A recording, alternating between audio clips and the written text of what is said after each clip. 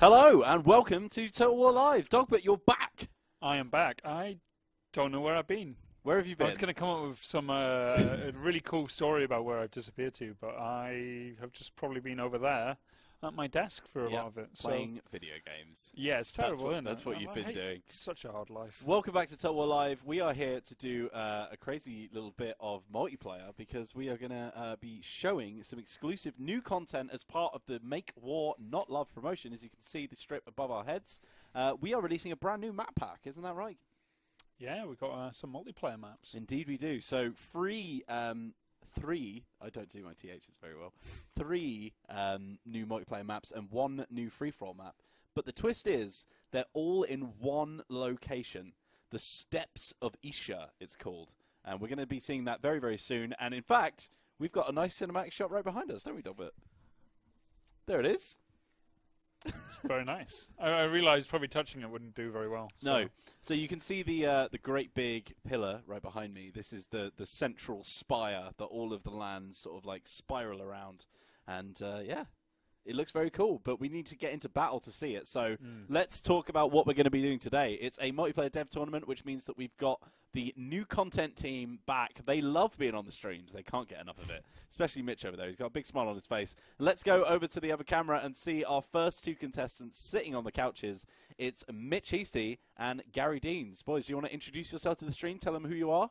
Yeah, I'm Mitch Heasty. I'm a designer on the content. Fantastic. And we've also got Gary Deans.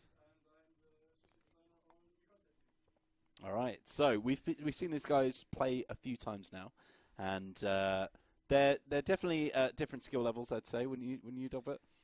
Yeah, I think that's definitely one way to put it. I mean, one representing Wales, one representing Scotland. All of them, you know, they're a bit under when it comes to like England level. Right. They're a bit lower. Yeah. Just like in rugby. Not just sport, just in all things. In all things, you know. So whoever wins, it's a lose, really. And, so the most important thing we need to do here, and Mitch, you'll notice right in front of you is the wheel of factions. If you'd like to just spin that round and show it to the right-hand camera, we can see all the new factions have been popped on there. Look at this. Every single faction that's been released, and there's two special sections that we've added on as well, Dogbert. One for you decide, and one for chat decides. Yeah, so there's lots to come. Apparently, we're not getting audio from the couch mics, by the way, Mattis. So if you can sort that out for us, that'd be very nice.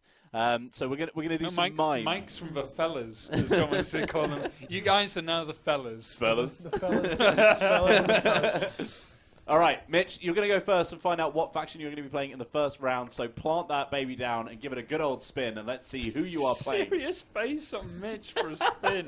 Serious Come on. James. I could have ended up with Beastman or something. Oh, talking smack already. And he's landed with Chaos. How do you feel about that? Yeah, good infantry. Just going to spam some Chaos Warriors. Yeah, maybe a few halberds. Go for that anti-large against whatever comes up, because we can assume that Gary loves taking some anti-large, right? He's a big fan. I don't know. Well, let's see what he gets first, you know. Should I spin it then? Give it a go? Yeah, Let's give it a go. Oh, he's going for the Skaven. That's going to be a very, very interesting one. Okay. They both landed either side of you decide, but unfortunately, I'm really upset about that. Yeah, I can't imagine what Gary was going to get if you got you decide. I can't imagine what faction he'd go for. But there we go. It's Skaven versus Chaos, and weak spin, says someone. Weak spin. Weak spin. Weak spin. It was pretty weak, actually. It was pretty weak. You can do it again if you want. No. You're going to be playing a Skaven. That's the wheel decides. Yeah, keep the guns there. So, as this is going to be... By the way, you need to jump out of this lobby and we can get into the new one. Have you guys created your lobbies as we requested? We have. We have. So which lobby are we going to be jumping into? Magic Mitch? Magic Mitch. Magic Mitch. All right. So, we're going to be jumping into that lobby. We'll send you guys off to your machines now so that you can go and get ready for the battle. Let's get that camera back up in our beautiful studio here in the Steps of Isha. It's lovely in here at the moment. Yeah, it's gorgeous. Are we like in the skybox, like watching over the... I want this kind of be like a... We're God. No. It's just like, there's the pitch out there, and we're skybox, and you see all the teams getting ready. I see, right, yeah. No, we're going to be... Fans we've got the big... We've got the big... yeah, we got everything we need here. We just need a big foam finger. So, or fist. All right, so let's talk this through. We've got Skaven coming up against Chaos. How do we feel about this as a matchup? From my understanding of that, Chaos comes off quite well in this engagement, but I think there's a lot more on the a lot more Skaven can bring, a lot more when it comes to like ranged troops as well. So you might end up with quite a bit of spam there. But I'm expecting kind of a smaller. There are going to be quite a lot of Skaven, but there probably won't be as many as, say, against other factions. I think he's probably going to go for a heavy armor piercing. Going to need a lot of it. Yeah. And maybe a Doom Wheel. Everyone loves Doom Wheels. Doom Wheels are fantastic. Doom Wheels should just be there. They should More just Doom always wheels. be there. Yeah. More wheels. More Wheels at all times. Rename yourself to Doom, please. Doom. Hello, my name is Doom Whelan. That's a great Everything name. I need, really. In the So, Kimsey Bimsey there in the chat saying that we're going to see a lot of cannons. I think artillery would be a decent choice coming up against the Chaos. Hell cannons are ridiculous. I mean, I saw one of Turin's videos of basically someone had like 4 hell cannons, I think. You can't have had 4 hell cannons. That would be ridiculous, wouldn't it?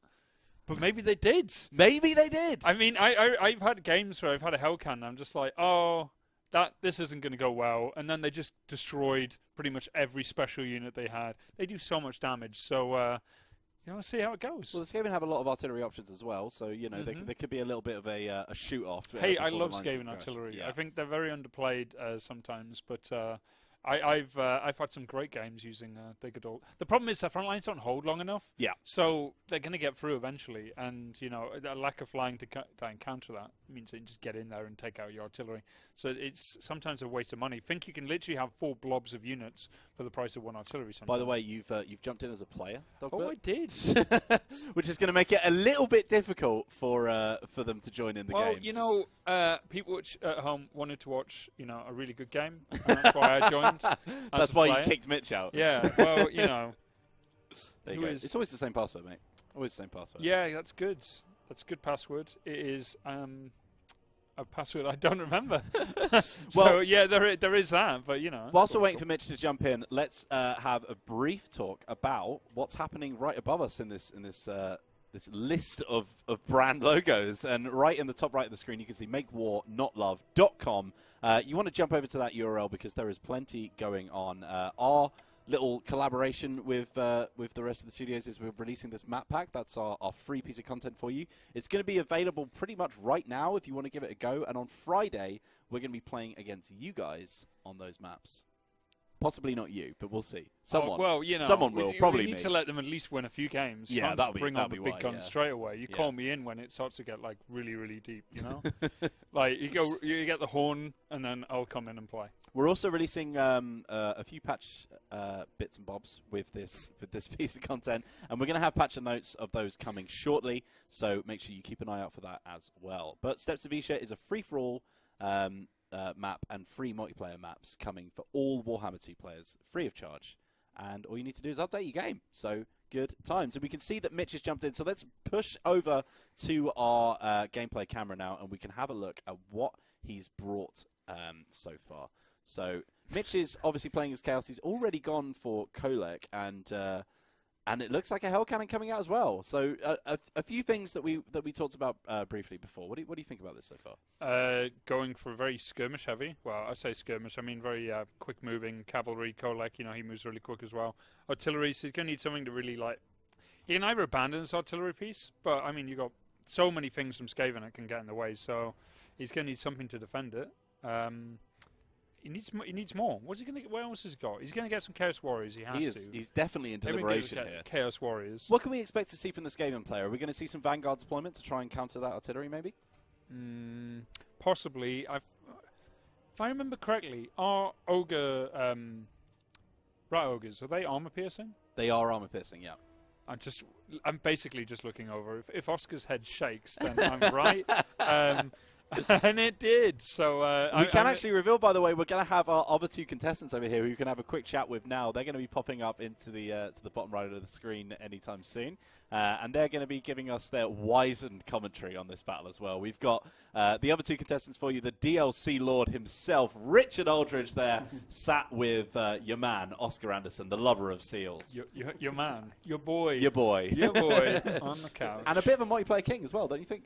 Yeah, well, I mean, you're too scared to face him, so... He wouldn't face me. We've already had this discussion. Richard, Oscar, how you doing? We're very good, thanks. Can't complain. Can't complain. Feeling comfy on the Could new have couch? a couple of seals, but Yeah? Are you enjoying the new couch? Nice and comfortable for you? yeah, it's very spacious. Yeah.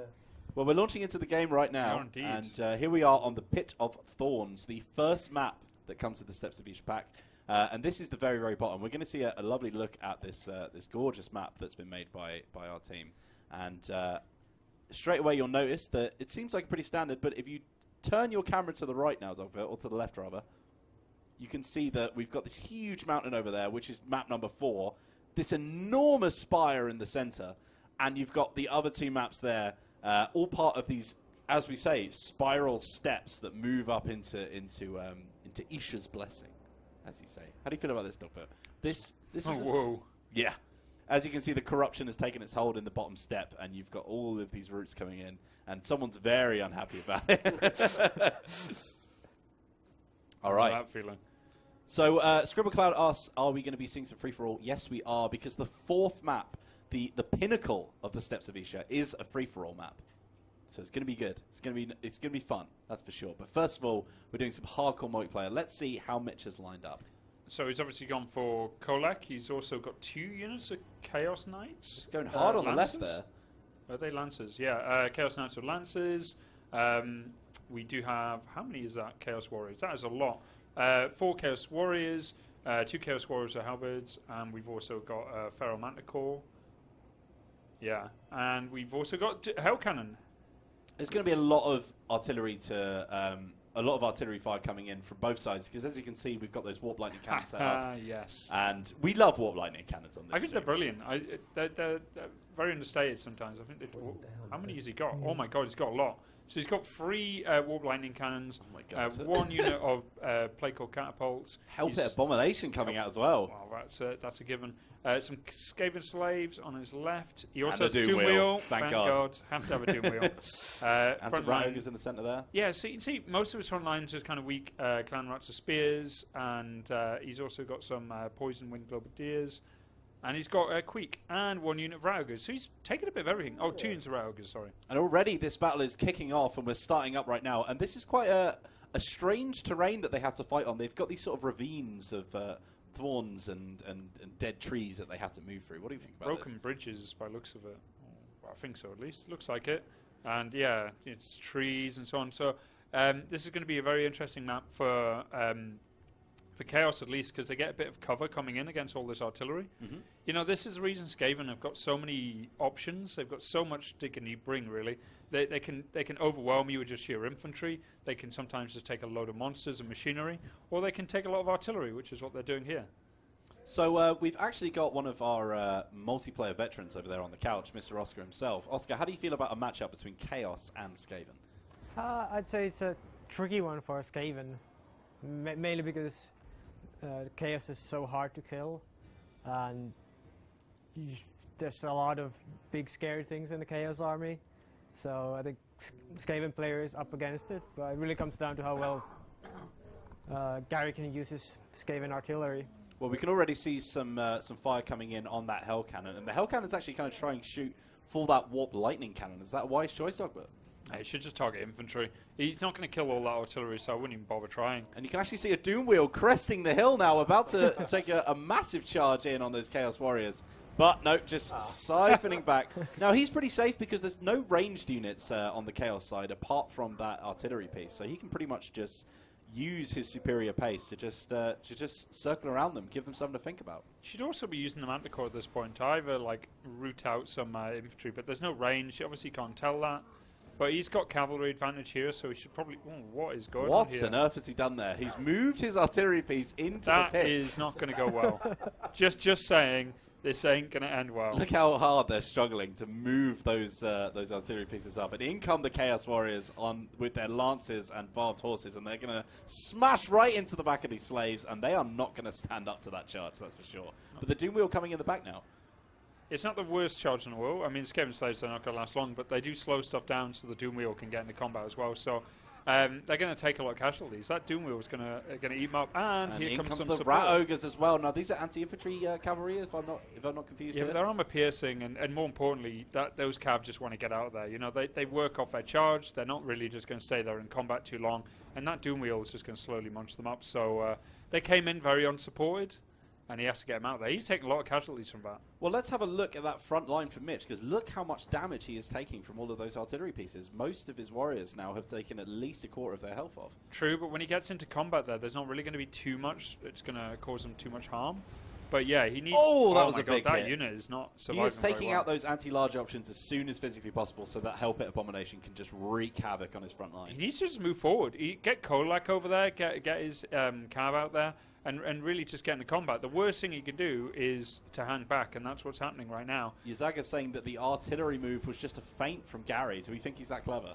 The artillery is brilliant, but he just needs to buy time with his front line. And stuff like sending in the Hell Pit here is brilliant, because now he can just shoot into this blob as it tries to fight the Hell Pit Abomination. He doesn't care if the Hell Pit dies. And still, those Chaos Warriors just sitting on that hill do not want to move into that pit because they are scared of Gary's lineup by the looks of it. The Feral Manticore getting into combat now and looking like it's just going to be taken out. And those Chaos Knights are going to do what they can, but there's only so much that they can do with no support from their front line. Yeah, I mean... And they're taking artillery fire from their own pieces as well. Yeah, that was a hell cannon. It just hit them there somehow. But he needs to make sure his cannons can keep firing, because that Hell Pit is not going to last too long. He's got his halberds into combat now, and Kolak himself is fighting. So Kolak and just a sheer weight of Chaos Warriors is the big fear, really. But that's where he needs to just like hold them down as long as he can and just keep the artillery firing in. If he can get rid of his cavalry nice and quickly, that means he will have freedom to kind of do that. But the longer these kind of tie down his Rat Ogres and infantry, the worse it's going to be for him. He instead of chasing them, really just, throw flak infantry at them whenever they get close.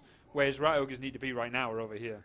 So we're finally seeing some of those Chaos Warriors start to move through the pits and up onto the secondary hill where the Skaven is sitting. That Hell Pit Abomination is pretty much dead. We're probably going to see some... Yeah, we've seen some regeneration from him, so he's gotten a little bit of health back, but he is still routing. If he's shattered and he gets his regen, he's still going to run, though, isn't he? Yeah, that's the thing. So he can pretty much leave him alone. In come those secondary Chaos Warrior line, who have been dealing with the Hell Pit Abomination, and they have a lot of very, very easy targets to chew through now. So the Halberdiers are quite far away, so he can use his Rat Ogres to great effect here. Down, who will charge as well, and the cavalry now has been cleaned up, but he has taken time away from his artillery getting shots in here, so that might be the thing that swings it. Well, those Rat Ogres have a fantastic charge bonus, but if he leaves them into combat too long, well, this is like this, a bit more worrying. That's where he's going to struggle. So I think he needs to make sure he's cycle charging those Rat Ogres, bring them out of those combats where they're not too sustained. Well, the Clan Rats are not going to hang on for very long, but they, like you said, this is really just to buy him some time so he can get his artillery line. But unfortunately, like those Cav, they did the job, and they really spread him out too much. Also, I have no idea how this artillery ever got down there. I mean, let's get this straight. This should not happen. He's a sneaky rat. He's just waiting. Yeah, he's just eating the handle. He's just hungry. So in comes quite a lot of Chaos Warriors now. We saw a lot of damage taken from them, but they're still rocking out, still able to completely tie down those Rat Ogres and the Doom Wheel. And the Doom Wheel is going to have a fun job, but not if he's getting stuck in a big clump of infantry. He needs to make sure that he keeps it mobile. And he's moving very, very close to those Halberdiers now. He needs to be careful. Yeah, you can see that Kolak hasn't had any damage taken him off at all, and he's going to come in. So you can see that Queek has put everything down, and it's really just going to become a head-on fight between these two. But everything's just melted away for the Skaven. I mean, they will struggle, obviously, morale-wise against Chaos, who are, hard as nails. But he's getting enough rallies here, but he needs to get his artillery back in if he wants to do anything. The Poison Globadiers might be able to do a bit, but it's really... I think are picking the wrong target here. They have that anti-large damage. They should be going after Kolak, which is the big central just need target. to fire into this big pit of units. They've got a big blob here. The Doom Wheel's still alive. He's still got some infantry here, but the big worry right now is that Queek is being singled out in combat, and he's really, really low. He's terrified, and he is just going to start running. This is not good. With him gone, the morale is just going to falter, and you're just going to see massive routes now for Skaven. This is going to go Mitch's way. This is very interesting. Now, we should point out that Gary was the ultimate victor in the last time the new content team came over, as far as I remember. Well, he at least beat me. That's what I know. He swarmed me with some Dark Elves. I remember that very, very well. Oh yeah, God, that wasn't even a game. Yeah, that was a pure massacre. And there's actually quite a few units of Rat Ogres. I wonder if he had them hidden in Vanguard somewhere. No, they've just been in fights, and like I said, they are going to do well against the Chaos Warriors. But with his leader now, his Legendary Lord fleeing. He's shattered, isn't he? Yeah, he's shattered. He has still got some other Rat Ogres elsewhere, but the morale is like really low. I mean, the one ace he really has at this point is the Doom Wheel. Doom Wheel has to do a lot of work for him if he's going to pull this one back, that's for sure. But Kolek on his own at this point, there's nothing really it's going to be able to do him in, and he's just a one-man killing machine. Well, you can see why the Clan Rat Spears were picked by Gary here. He wanted something that could take on those large creatures, because a lot of people are going to bring Kolek with a Chaos Army. He gives you so much options because he's nice and quick. You know, he does a ton of damage, hits like a... Well, he hits hard. And, like a Sun Eater. And more importantly, you know, he also terrifies, I believe. And because of that, you know, especially against Skaven, he just causes so much trouble for them. They have anti-large. That's why I was expecting... what are their good anti-large? Oh, the Storm Vermin. I thought we'd see a lot of Storm Vermin. The problem is then you're just going up against Chaos Warriors in a lot And the of thing ways. is, he put a lot of cash into his artillery units, his monsters, his Doom Wheel. I don't think he Yeah, had he the money put left over. put a lot of effort into his artillery pieces. Yeah. So, Let's just Oscar, get that straight. Oscar okay? and Rich, one of you guys is going to have to face, it's looking like, Mitch in the final. How do you feel about that matchup? Surprised. I think Oscar's like, oh yeah. As long as Mitch doesn't get a big monster faction. He does love big monsters. That's Yeah. looking like the end of the battle, and it's a very, very well done to Mitchell Heasty, because he's pulled it out of the bag, has he not? He got wrecked. Let's go through some stats here. I want to give you some numbers. Here we're going to go. He takes 2 units of Warp Lightning Cannons. 2 units. Mm-hmm. Combined kills from both of them. 37. Wow. 1 unit didn't hit anything. Do you I think don't it know was which because unit. it was pushed into a massive pit where it couldn't shoot, and then it was swarmed by it Chaos was an Knights? ambush stance. It was waiting. The other artillery piece, the Plague Court Catapult, kills 37. I mean, they are killing like heavily armored Chaos Warriors Yeah. here, but still only 37 of them. But no fear, everyone. The Clan Slaves altogether killed 6. So it's okay. The Doom Wheel itself, you know, the numbers are there, but he wanted to just throw away some of those units, hold them down, and get that artillery to do the damage.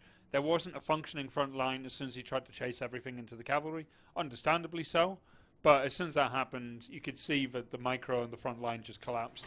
And, yeah, Chaos were all over him. Okay, so we're going to ask Oscar and Rich to jump upstairs and get onto their machines, open up a new lobby. Well, they and, need to pick their race. Huh? They need to pick Oh, their of course, they need to pick their race first. My apologies. So, yeah. Rich, All right. would you like to do the I'll first be spin? honest. All right, what have you got there? I can't see from here because Mattis needs to put it full screen. We've got. Ooh. Bless him, it's his first big screen. Chat decide. Chat decides. Hey! Oh, that's very You're going to get interesting. it. You're going to get it. That's very interesting. Chat, we are going to ask for your suggestions for what Rich is going to be playing as. And I'm going to give you, like a minute. And whoever we see spam the most. We're seeing some Tomb Kings. We're seeing some Beastmen, as we always do. It's got to be DLC. That's Some Norska, some Dark. That's a lot of Tomb Kings. I'm seeing a lot of Tomb Kings here. And a lot of Beastmen. More Tomb Kings. More Tomb Kings. I think we have to give it to the Tomb Kings. What do you think? Definitely Tomb Kings. It's even now, but there was already a clump of Tomb Kings before this whole spam started. Yeah. It's absolutely the Tomb Kings. Let's go How do you feel about Tomb Kings, Rich? quite like them. Yeah? Yeah, there's some good stuff. They've just Fresh come in out, the so they mind. should be nice and OP. So let's so let's find out what Oscar is going to be playing against those Tomb Kings, and let's see. Good spin. It's Skaven? You Decide. Oh, I don't want to do Skaven, so let's call it You Decide because we've just seen Skaven. It is just You Decide, yeah. What would you like to play as? Who else is OP? Don't say Sorry, that. Oscar decides his own. Oscar decides his Oh, own army. come I'll on. play Chaos. Oh, wait, we already had. We Yeah, already had have chaos. chaos. Can't do that. Greenskins. Greenskins. Okay, now that's more Yes, interesting. I'm okay with this. We're going to see the Tomb Kings versus the Greenskins in this next matchup. Guys, get up to your machines. Hand over your mics. Give me a Wurzak dance first. Wurzak dance. All right, I'm let's serious. move back over to the studio so that we can have a little chat, Dogbert. Whilst we're In our waiting skybox. into our skybox, whilst we're waiting for the boys to come back in. The fellas. So we've got the fellas, the couch fellas. So we've got Tomb Kings coming up against Greenskins. How do we feel about that matchup? Greenskins versus Tomb Kings. I think a lot of people playing the campaign has probably come up against a lot of Greenskins in theirs. A lot of terror. I think if you take a lot of constructs and a lot of the big monsters, it could cause a lot of trouble for the Greenskins. But I'm always going to throw it in with my boys. Mm-hmm. It's always going to be for the big greens. So Do the I think Greenskins have a bit of a disadvantage with their slight lack of anti-large capability? they've got anti-large. I mean, they haven't. I wouldn't say it is reliable as other factions, but they do have a bit of anti-large. And you know, the best thing about the Greenskins, they just have a very wide roster. They have a lot to choose from. Yeah. They can play a few different styles. I've even seen a few builds on mixing in trolls in with a orc army, which is great. I love that. I'm hoping to see Wurzak. Like every day, I'm hoping to see Wurzak. And I walk to work, I'm just hoping I'm seeing him. But it hasn't happened just yet. So have you painted your model of Wurzak yet? I mean, I put him together. Well, if you put him on your desk, you'll see him every morning, won't you? Oh, that's a good point. There you go. Yeah, I mean, painting ain't my strong point. But neither is on yours as senior army. Wow. So those were when I was very young. Yeah, all right. My new ones are. Mwah. Yeah, okay. Muy caliente, Well, as you Henry said. All right, so we're going to see the Tomb Kings come up. We are. want to see some constructs, right? That's what it's all about. It's The all laser about boy. those Laser gorgeous boy. constructs.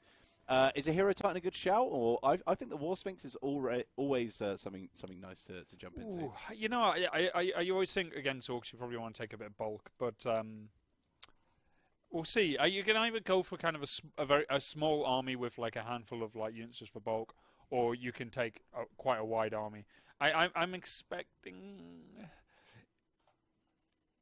Bear in mind, I'm expecting quite a large army from Rich, and I'm expecting the orcs to be quite varied and large. I think there's going to be I think it's going to be quite a micro-intensive army for the Greenskins, which will help Oscar, and I think it will be a very noob-friendly army for Rich. All right, so we've actually got our contestants for the first round on the couches now.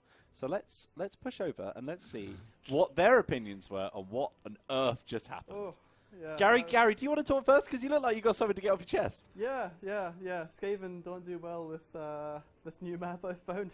At least my build. Oh, anyway. he's blaming the map already, Dogbert. He's blaming the map already. Those Don't do trenches, that. like, they block line of sight something fierce. You've got to be aware of those. Like, it's a new way of playing online, I'd say. Like, it's just these rolling hills that just you have to take account for, because otherwise you're just not going to have line of sight. But no, it was well played. It was I had knights around my back that I just could not deal with at all. But yeah. Yeah, I We're mean, gonna get I some won good it like, kills. I won it, I reckon, 2 minutes in. Yeah. Just after my knights came around your back, and then Yeah. Mitch, Yeah, what was the strategy going into this match? just obviously Chaos don't have ranged, so I just kind of wanted to take just a traditional good army, and then just basically like micro the hell out of it. So I just kind of like went forward with my warriors, which were just taking like a load of fire from Gary's artillery. When you say micro the hell of it, do you mean to have a few of your units just standing still doing nothing? Is that? Well, I was microing the cav, which is what won me the game, right? Because I took out Gary's artillery. We did kind of miss his cav micro. Yeah. And meanwhile, just sit there and be like, look, he's not moving those units. How bad is that man? Then we go back and we're like, oh, look, he's won the game. Amateur streamers. Yeah, okay, thank you. Well, let's jump into gameplay now, because we've got the two players setting up their armies, and we can already see some. Didn't even get a chance to burn Gary. All right, go on then. No, it's too late now. James, make a Gary's already been rugby burned joke. enough in that match, to be fair. It's not the first time he's had a Welsh side smash them. Yeah. So, I know, it's been quite recent. Yeah. It's not All right, so we can see this Greenskins army coming up, okay? Yeah. And we're seeing some goblins, interestingly. How do you feel about that? Goblin War Boss, you know. Well, actually, I'm really annoyed. Because you didn't take Wurzak. Yeah, I mean, like, he's gone for Skarsnik, point, though. really. Skarsnik's pretty cool. Gobbler. Yeah, okay, I'll let him off. I mean, Gobbler's quite cool. It's not Wurzag, though. I want to see a bit Wurzag. But, sorry, I've just got to, Get over I'm it. so disappointed. It's okay, because he's got some Black Orcs, or he did. And he's going, with Orcs, it's quite a lot. You're going to have Black Orcs, you're going to need Black Orcs. They hit like a truck, they're very reliable, which is something that the Orc infantry sometimes isn't. He's going to take an Arachnarok because it's just a bullet sponge. It takes fire off people, and also, to the point, can also, cause a bit of terror in the front line as well. And not...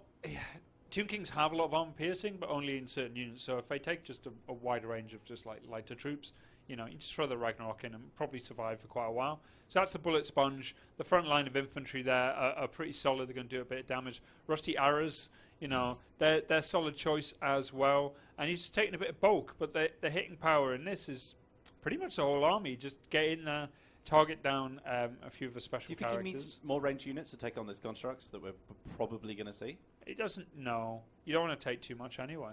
Like he's going to want to tie down a few of the more important troops. He's got that unit Cav, which is anti-large. That's going to be very, very useful. I forgot the name of them, but they are very powerful, and that's going to be his.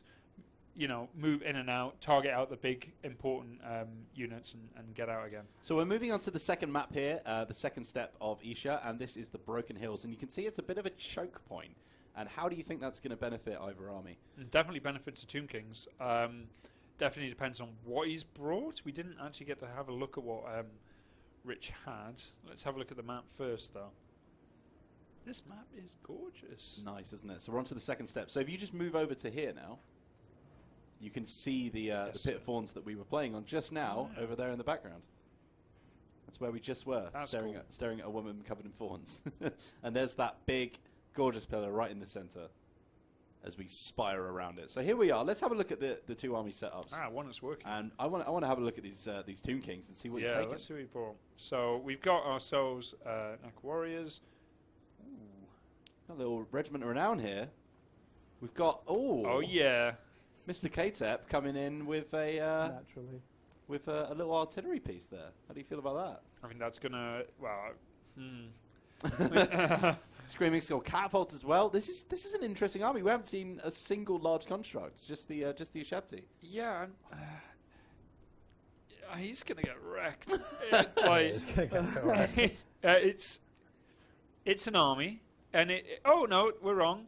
There we go. Oh, here we go. We've got a Necrotex. I knew there had to be something stronger in the army. It's quite well rounded. He's got a lot of his Shappy. He's got ones of the bows. He's got his front line. A lot of anti-infantry. To be honest, against the Orcs, ain't going to work out too bad for him. My big concern about this army is how he is going to deal with the cavalry and the skirmishing. Yeah. Which you're going to see a lot of from Oscar. It's something he's going to be very, very good at. The Casket Souls mount, I assume, is going to be quite useful, but he needs more spears. But I think one thing that's going to be interesting his front line is going to do well against the infantry, but he's going to struggle against the cavalry here. One thing that's going to be interesting to see is that Necrosphinx sort of takes out the Arachnarok spider from the equation because it is so good at taking down other monsters. So I think he doesn't really have to focus on those guys quite as much. If he's targeting the right thing, he left auto fire on. The first thing they shoot is whatever's in front of them, which is the goblin spiders, which is absolutely fine. Ruined though. Yeah, they're not going to survive long, but at the same time, already that morale is dropped to they're not zero. lasting very long, but they'll be back. That's straight away we're going to see that Arachnarok spider charging into that front line, and now it's starting to take some of the fire instead. And I'm not sure that's a good idea. I think he wants to use that artillery on those Black Orcs. He needs to hit these guys immediately. That artillery is still firing. He needs to start manually controlling that, and he wants to target out these as quick as possible. There we go. Now we're going to see some fire coming into the Black Orcs. The Ragnarok Spider is actually legging it because I don't think he wants to get into that engagement. Yeah, and the Savage Orcs don't have much armor as well. So this is really a game of them about coming forward, getting hit. Oh, we've got big. A massive spell being dropped there. Yeah, I don't know how much damage it's I actually don't know going if to that do. it is a vortex, of course, so he doesn't have complete control over where it's going, but I think that was pretty lucky for Rich, because had that gone nicely down his line of archers there, that could have done a lot of damage. Yeah, so you can see he's moving his skirmishers over here just to really get around this front line. But it's just going to be a mad dash charge straight for the middle here for the Orcs, and this is pretty much what's going to favour for them. But this is the only sticking point. This guy is going to cause a lot of trouble. Do you know what? The rusty arrows are firing on them already. The Necrosphinx isn't that great at taking out large units of infantry. Obviously, it's going to do as well as any other large creature would, but it's better for taking on those other monsters. I think he's trying to push him through now, but look how much morale damage he's already taken. He's going to start to crumble if he's not careful. He's targeting out the anti-large already, which is interesting. But yeah, and we can see is that a little bit of itchiness coming down on them as well. Indeed, itchy nuisance, classic for the Orcs. And you see over here, this is where the cavalry got through. I said that the cavalry are going to be a big problem in this game. And straight away, the Ragnarok's just coming straight through. And yeah, you see the Champy's going to try and do what they can here. But now they're going to be in combat with something. It's just a tar pit, really. That spider is just going to be in the way all day. And there's the cav. The broken tusks are going to get through. And they're just going to start targeting out any artillery and anything that's going to be a problem. And this is not looking good at all for Rich. Gary and Mitch, how are you feeling about this matchup already? Feeling a bit scared for Rich? Rich has just got no micro. He's not doing anything. He's probably just leaned back in his chair, just whatever. All the Orcs are just like, yeah, we killed that. That was. Oh, they get hit by the artillery.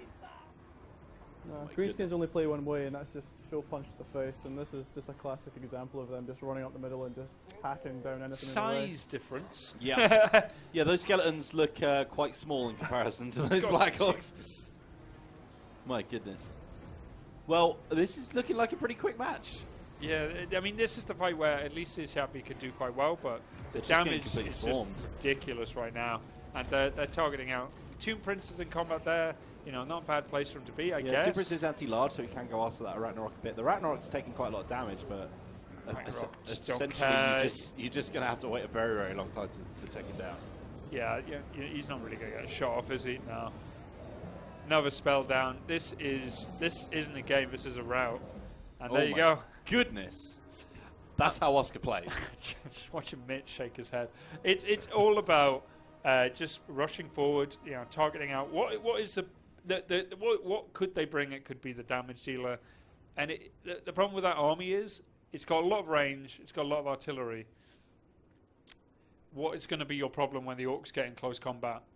They're just going to surround you. You need some more bulk there, even to buy yourself some time. And, I think that the army roster is just a bit too... More Chappie would have been a good call. They would have been able to do more damage. They could have at least tangled a bit longer with the Black Orcs. But that Greenskin army, apparently it's a close victory. I don't know how that works. But, yeah, that was a one-sided kicking. Yeah, I think it just needed more constructs, honestly. I know it sounds cheesy, but there were just not enough huge units. Constructs or bulk. Yeah. One or the other. Greenskins, they generally lack a bit of anti-large, so, maybe even throw in some chariots, anything to just mix it up a little. But yeah, no, that went bad. Even going Arc on the Black and getting yourself some Hex Wraiths. Yeah. Hex Wraiths are brilliant. I love Hex Wraiths. I think they do really good against Orcs as well. They cause a bit of fear. Hex Wraiths? I love Hex Wraiths. Yeah, I'm Dogbert and I approve this message. They don't have a lot of magical damage as well, so, Ethereal really plays a big part. I'm all about the Hex Wraiths. All about Hex Wraiths. All about the Hex Wraiths. So yeah, Dogbert 2018. Yes, 2020. 2020. All right. I am on the Hex Wraith on platform. So Hex Wraiths for every army. We're going to see Mitch coming up against Oscar in the final. How can you see this one going, Dogbert? What do you think about this? I mean, Oscar should win it. That's the way I'm hoping it. I mean, come on, Mitch. I mean, I love you, but it's not going to happen. If it does, I'll bow down to you. It depends on the armies. Mitch is just like, finally.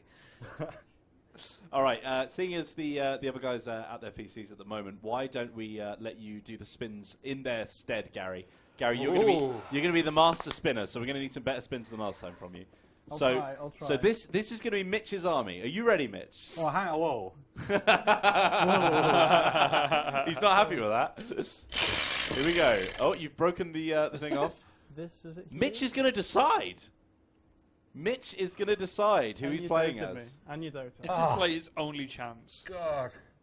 Go on. Can I see what Oscar picks first? No. No? Yeah, how it works. I'm cool with that. Yeah? I think so. Yeah, I All right, agree. Gary. so. All right, Yeah. Gary. Roll Yeah. for Oscar. Roll for Oscar. Let's see what he gets. Yeah, roll for him. Roll the Oscar's D6 for handicap, Oscar. man. Oh, Can you spin less Spin than again, 360 come on. or more? Malnourished one. up north. Chaos, anyway. Give it a little spin. Come on. Yeah, we've and already then done then it. do it It's and then pretty do another fragile, one. Okay.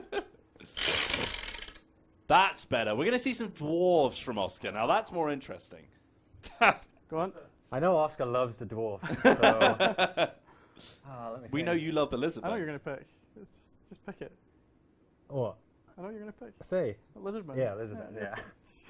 Lizard man. Lizard man. dwarf. We're going to see Finally, well, at least you got lizard two men factions you haven't already seen. versus I'm happy with dwarves. this. All right. Yeah, it's Fantastic. good. I'm happy with that. Do you guys want to get to your machines, Gary? You can stay looking pretty on that couch for I us. will do. Give us some expert commentary. Don't Oh, worry. No, we're splitting up the fellas. I know the fellas.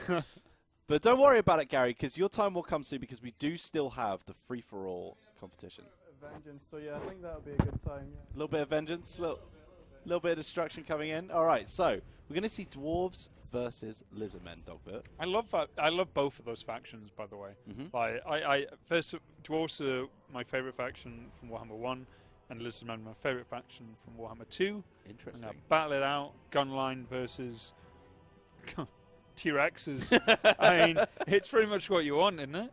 I can't really think of anything I would want more in that situation. So I think this will be a really good matchup. Obviously, I don't think they're going to exactly take those kind of armies, but we'll have to see. I think it's going to be a good one. I really like it. I think I've always liked dwarves. When I play multiplayer, I used to play dwarves quite heavily. So, you know, they have a lot of good options. I think they play really well.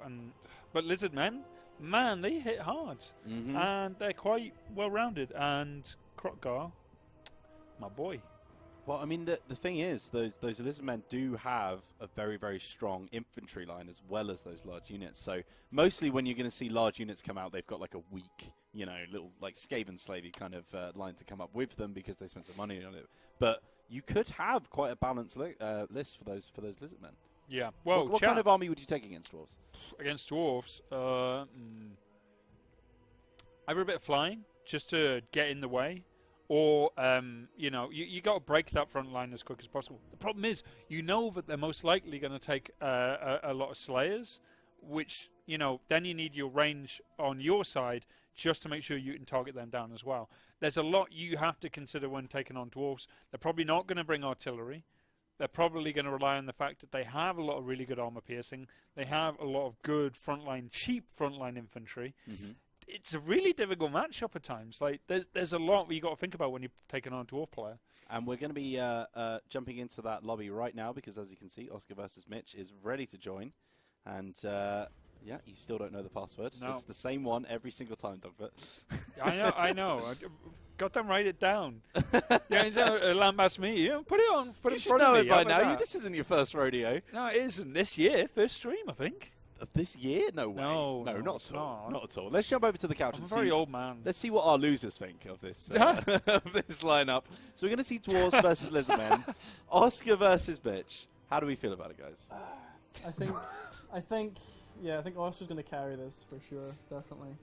I'm pretty confident. He's a about really good player. it. Yeah. He's yeah. a very Oh, good player. You're trying to make yourself feel better. No, he knows what he's doing with the dwarfs. Like, I've seen him play the dwarfs before, and I think he's going to be able to anticipate what Mitch is going to pick and counter it pretty effectively. So. Yeah, I mean, Mitch, love him to bits, right? But he's a campaign designer. He is. Oscar is a monster of multiplayer. That is his constant excuse whenever we do these things. Well, I do campaigns, so... yeah, sure, Mitch. Okay, cool, yeah, mate. You know you fight battles in campaign, right? I think Oscar smells some blood today. He's been trying out those builds for a while now, so yeah, he knows how to play that aggressive greenskin's rush. So yeah, he just got around your flanks, and that was all she wrote. And also, just to mention, these are Oscar's beautifully crafted maps. You know, they are, yeah. So Yeah, he did does- design Those are the power-ups these that maps, you know. So he does have a little bit of he knows the goat an paths. insight. Yeah, you he know, knows the goat paths. him and Kareem have been lovingly working on Conspiring. these. Yeah. Do you think there's somewhere in the map there's just one section that says Mitch will lose or something like that, you know, like a little graffiti? It's like a map from Robot Wars. There's a place in the middle, and I hit that, and it drops out in the middle, and everything falls through. Yeah. You hit the pit. All right. The house robots have been unleashed. Let's jump into the gameplay and look at these battles, these lineups. Sorry, before the battle starts, we want to get a look at this dwarven army that CA Duck is bringing to us. So, we've instantly got some blasting charges going on. I can see. I'm really happy because on my dwarf build, not too dissimilar from this one, except from the. Does that make you feel better? Even our torpedoes. Really, really cheap artillery piece. Very good for towering out anti-large.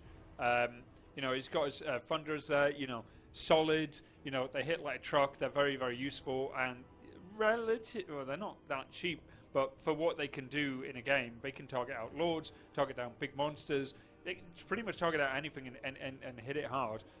He's got his rangers as well, troll torpedoes. So here, just this little group here is going to do great against any of the big monster stuff. Plus, he's got 2 slayers. So this bottom row here is everything he needs to kill any big monsters, right? 4 slayers. Oh, sorry, I didn't know. And of course, the Slayer King himself. Yeah, he's always my choice. He's just absolutely so powerful. Frontline the troops, he's got a lot of weak, but he also has 2 grudge bearers. Or is it? Or they? Yeah, 2 grudge bearers. So that'll keep the morale going for the frontline troops as well. I don't know if he took the Regiment's Renowned version of them, which give you vigor in a group, which is really, really powerful. And yeah, here's the third map. Yeah, so this is a very interesting map, actually, because we've kind of got like a basin going on here. So there's, as you can see, you've got very, very bad terrain right in the center of the map. So it kind of encourages you to either move into one of the flanks or maybe to split your army up. So it's going to be kind of good for the dwarves. They've got those artillery pieces. They're going to force those dinos to come out. Well, he's only got 1 artillery piece, but yeah, as you said, definitely a lot of slayers here. And as I was saying, does he have them?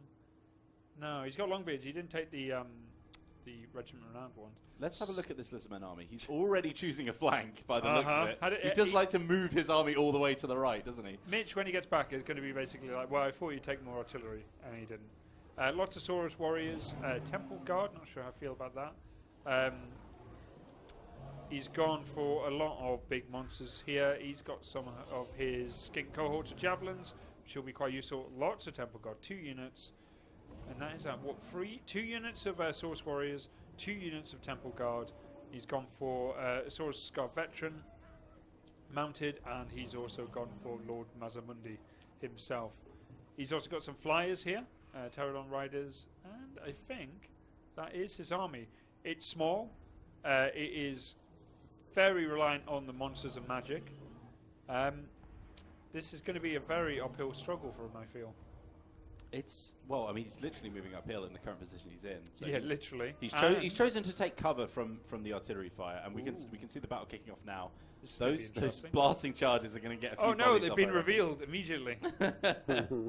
Probably didn't expect all of them to come from the right, yeah, and instantly they're going to run away, which is probably not the best. They've got long legs, you know. It's just going to take a while. They're not great at running, the dwarves. I know. They're mining in here.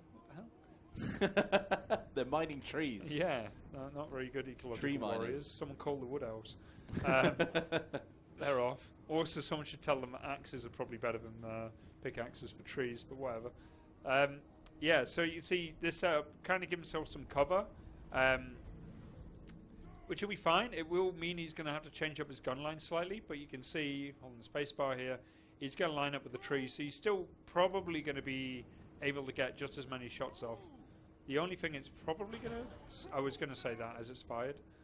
It looks like he's targeting those flying units. That might have been an auto-fire, yeah. So he's kind of put himself in a good position here, Mitch. It means that he can stop all of that range fire coming in at him straight away. It gives him a little bit of cover. So I like this. Over here, this is something Slayers are really, really good for. You know, you can put them down and hide them in trees somewhere. Wait for someone to try and flank around and then burst out. Also, you can see Mitch's... Duck is hiding a lot of his units in the woods, so Mitch really has no idea what he's coming up against here. and he's coming uphill. So So there's going to be a lot of fire. we're seeing a lot of artillery Mazdamundi fire soon, coming you into watch. Mazdamundi there. He's doing a little jig to try and dodge some of those volleys. But we'll see. We'll see a lot of spells coming from him as well. Can we see what abilities he's cracked on Mazdamundi there? Has he got the Ruination of Cities? He's brought a lot. Yeah. He's got that going to net put of one a down Mintop there now. as well. Ruination City straight down the yeah, middle. bam! And it's an all right hit. Obviously, you can never really bank on that, but when it does go well for you, it's incredibly random. But when it does go well for you, you can do a lot of damage. Magic against the dwarves, though. Yeah, of course. Not exactly what you want to go for. Saurus is Oh again my blast God. charged. I love blast charges. Blast charges are very, very One of my first ever streams on someone used blast charges, I just went nuts. Dwarf Warriors are just going to hang on really well against them. I mean, this is a tough front line to deal with. Those I don't know if I feel for bringing in the flyers this early is a great idea, especially when there's like gun line behind you. Yeah, that's a terrible decision. He's going to struggle to break this front line. You can see he's trying to bring his monsters around one side. Surprise, Slayers. I wonder if Mitch was just trying to do some distraction tactics here, just because you can see that Scar Veteran now is just coming around the back. Obviously, those Slayers are going to be a massive problem for him to deal with, but he can get that rear charge now, and you can see Zlak just tearing through as well. Zlak's going to be very important. So here's the thing when you come against Dwarfs. You know they're going to have a gun line, so you kind of build your army about trying to break through it. But the problem with that the problem for that is on the Dwarf side, you know what they're going to try and do to you, so you can just completely throw that out the way by just taking a really cheap artillery piece, and they still try and do it. So they've broken through that front line. They are starting to get into the back of some of the Dwarf Warriors, but their morale is really high, and they're not easy to break. And there's Slayers in here, and they're just going to start chasing down the big monsters. We've also lost one feral console already. Steglodon. Steglodon, already whatever. gone. Yeah, close enough. Dinosaur, isn't it? Satchel charges coming in again. Blasting charges, sorry. Are they going to explode? Oh my god, someone's going to explode. I feel like Mazdamundi is pretty close to death already, to be honest. Slayers, the guns, this is just not going well. Even the Slayers are just like, we're just going to watch this one. Mazdamundi is about to drop. That front line, they are breaking through some of the warriors, but at a massive cost. It's just not cost effective at all. Mazdamundi is broken. Sorry, he's routed, but they're throwing blasting charges, just instantly exploding off his back. And there he goes. Oh, big man's down. Whoa. Teleports away. He just disappeared. I think he just went into the magic realm. He's gone. Yeah, this is turning out to be a very one-sided slogging right now. I mean, the Scarred Source veteran, these very, very difficult to kill, but the Slayers are up for the task, and they're getting in there. That front line has just completely collapsed. It's very hammer and anvil, and that anvil, that was the Dwarf Warriors and Longbeards, and the hammer was the Slayers. Or the axe in this case. You don't get the same kind of action out of an anvil and axe, is what I think. So that's going to be it. Yeah, my Oscar God. smashing that battle. Mate, it's 6 minutes to 4, and we've already seen the entire multiplayer section. We've got free-for-all to go, thankfully. We might have to do a best of 3, We might have to do a best of 3. How do you feel about that? I don't know if Mitch's ego can take that kind of beating. Once again, this is another great thing for Dwarfs, is because a lot of their front line are really cheap, as in Dwarf Warriors. You can take a lot of bulk, and like I said, I mean, they're not destroying the world with their stats or anything, but they're not quick to break through. They will hold. Yeah, and that's why Lizardmen, really going to struggle. Reliance on magic, probably not going to do too great for you as well. And, once again, all up for the Dwarfs. You're loving it, aren't you? Loving the Dwarfs. Dwarfs are greenskins. Like, I don't know. There's left a mark on. Do you remember that time I won a battle for you as the Dwarfs? Because you had to run away. Yeah, but that's because I picked a really good build. Did you proud, didn't I? I picked a really good build. All about the build, mate. Second about the player. Oh, wow. Okay. And this build definitely did everything Duck needed. Is that why you do so well, though? You just copy Oscar's builds and then, I've been known to copy that build a few times. I mean, not this one, obviously. He copied me. But yeah, no, it does happen. Okay, so the first thing we need to do before we invite our finalists... Checking how many kills you got. before we invite our finalists onto the couch, we first need to see the armies that Gary and Rich are going to be playing as for the free-for-alls. Ooh. And I think to make it interesting, because they've had to hastily make up an army every time. To make it interesting, we're going to get the same army in all three free-for-all battles. How do you feel about that? So what? So each player is going to keep their army for each free-for-all battle. Oh, cool. Yeah, why not? I think that'll be a slight variation on how it's working so far. So Gary, let's pop you in full screen so we can get your big beautiful face on screen. Hello. Let's find out who you're going to be playing as for the free-for-all section of this. Right. You've got to redeem yourself here. You went out in the first round. I know. It's So you just need a big spin, and you've got the arrow again. So we're going to use your finger, and that is the Tomb Kings. How do you feel about that? Pretty good. Yeah, no, I'm pretty good. I'm pretty happy with the Tomb Kings, to be honest. They're quite a diverse faction, so you can come at this a couple of different ways. They're really good against greenskins as well. Oh, they are. They're fantastic. Do you want to take Richard's build? It worked wonders for him. He wanted to return to the grave as quick as possible, those Tomb Kings. Rich, you want to make sure you don't do a 360 spin, because otherwise you've got the Tomb Kings again. So here we go. You're going to be playing as the Dark Elves. Ooh. Now, we haven't seen the Dark Elves yet in this competition, and they are very, very, very strong in multiplayer. They are incredibly strong. Dark Elves, easily one of the best factions in free-for-all, until used by Rich. I'm sure even Rich can get a third placement on here. We're using Dark Elves, at least. Burn. Minimum. Dark Elves, really, really strong. They have some really, really solid units. Murderous Prowess definitely puts them into top tier. And they have one of the best Legendary Lords in the game, with some really powerful magic and really, really cool options all around. So Dark Elves, top tier.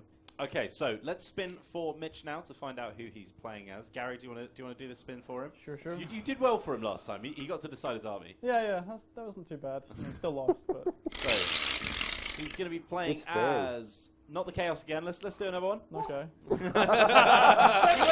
I see no problem with Chaos. So you can play Chaos if you want, or you can have the High Elves. Chaos, thanks.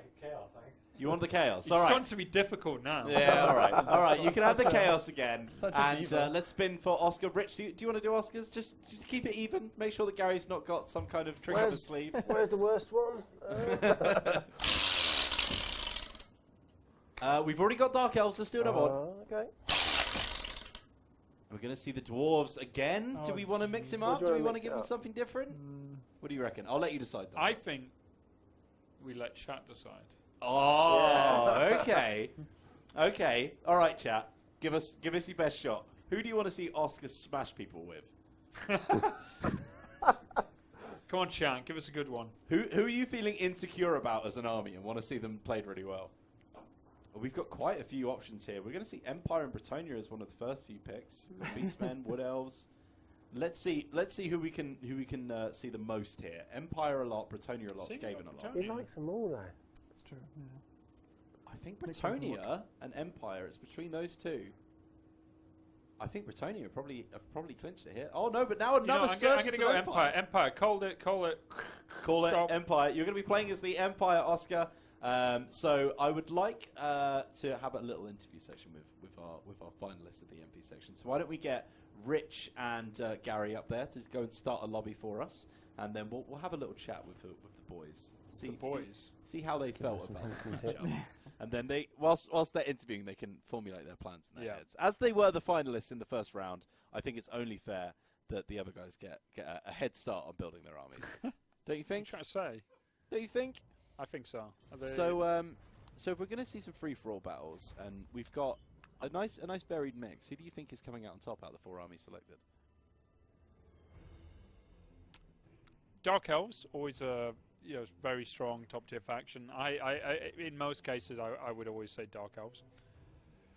Rich is playing Dark Elves, so not Dark Elves. I would say Empire. Poor Demigryphs, for example. Absolute solid cavalry. I think they were.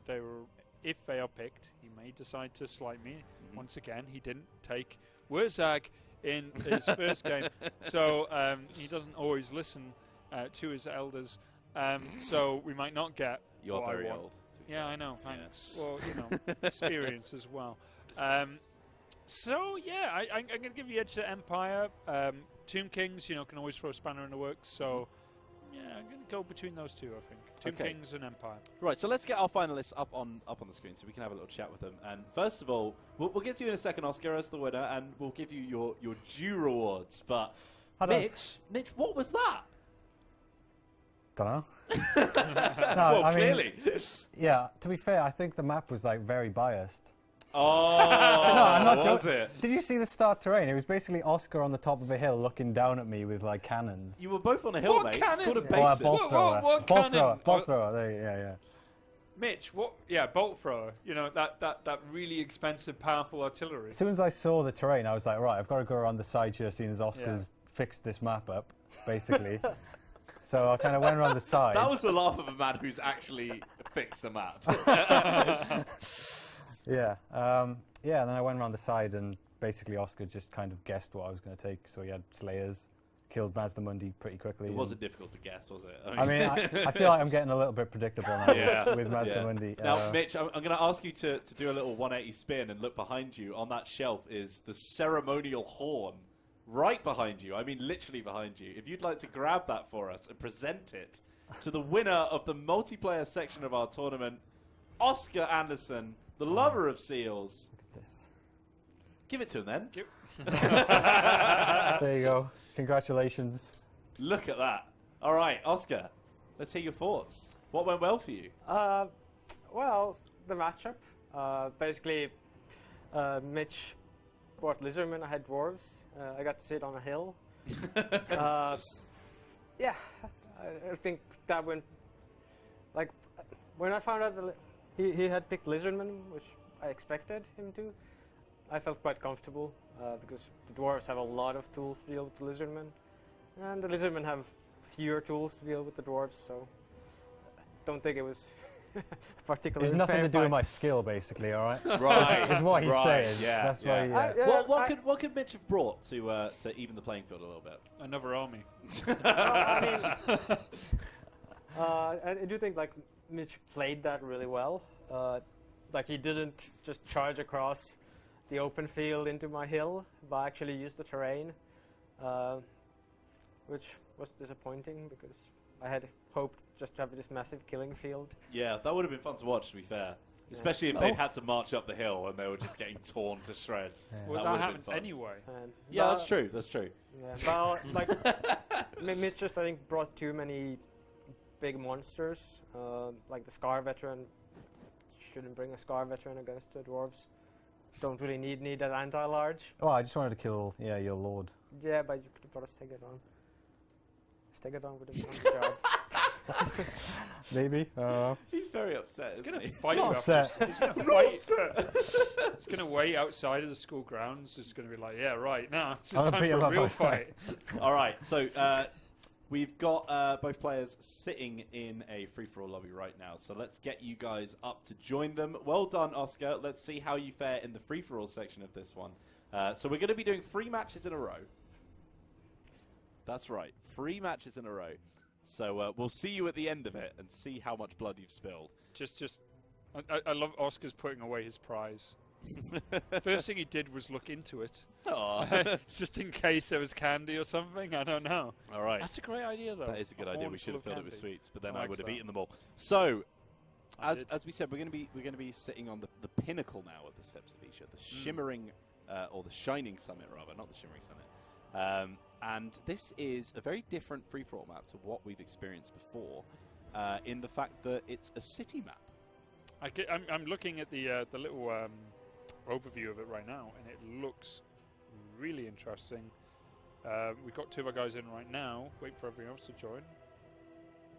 Unless I'm in the wrong game. Well, no, they have literally just left the room, so it would be quite Yeah, impressive. but didn't the other guys go host the game? Oh, well, maybe you're in the wrong lobby then. We'll sort that out. We've got plenty of time. But more importantly, we should say that the thing that's very strange about this map is the fact that... Oh, that's very helpful. Thanks, guys. That's really helpful. Assuming it's this one. Let's just go nuts. Let's give it a go. Yeah, the thing that's very interesting about this map is the fact that we're going to see lots of very narrow sort of corridors where you can only fit like 1 or 2 units, you know. And we're going to have those large open spaces more towards the center, but it really makes you have a stronger defensive position, which we don't often see in free-for-all maps. Yeah, and it'll be a little more chaotic in that regard. So maybe a few less places they can guarantee to defend their flanks, so it'll be a little more open.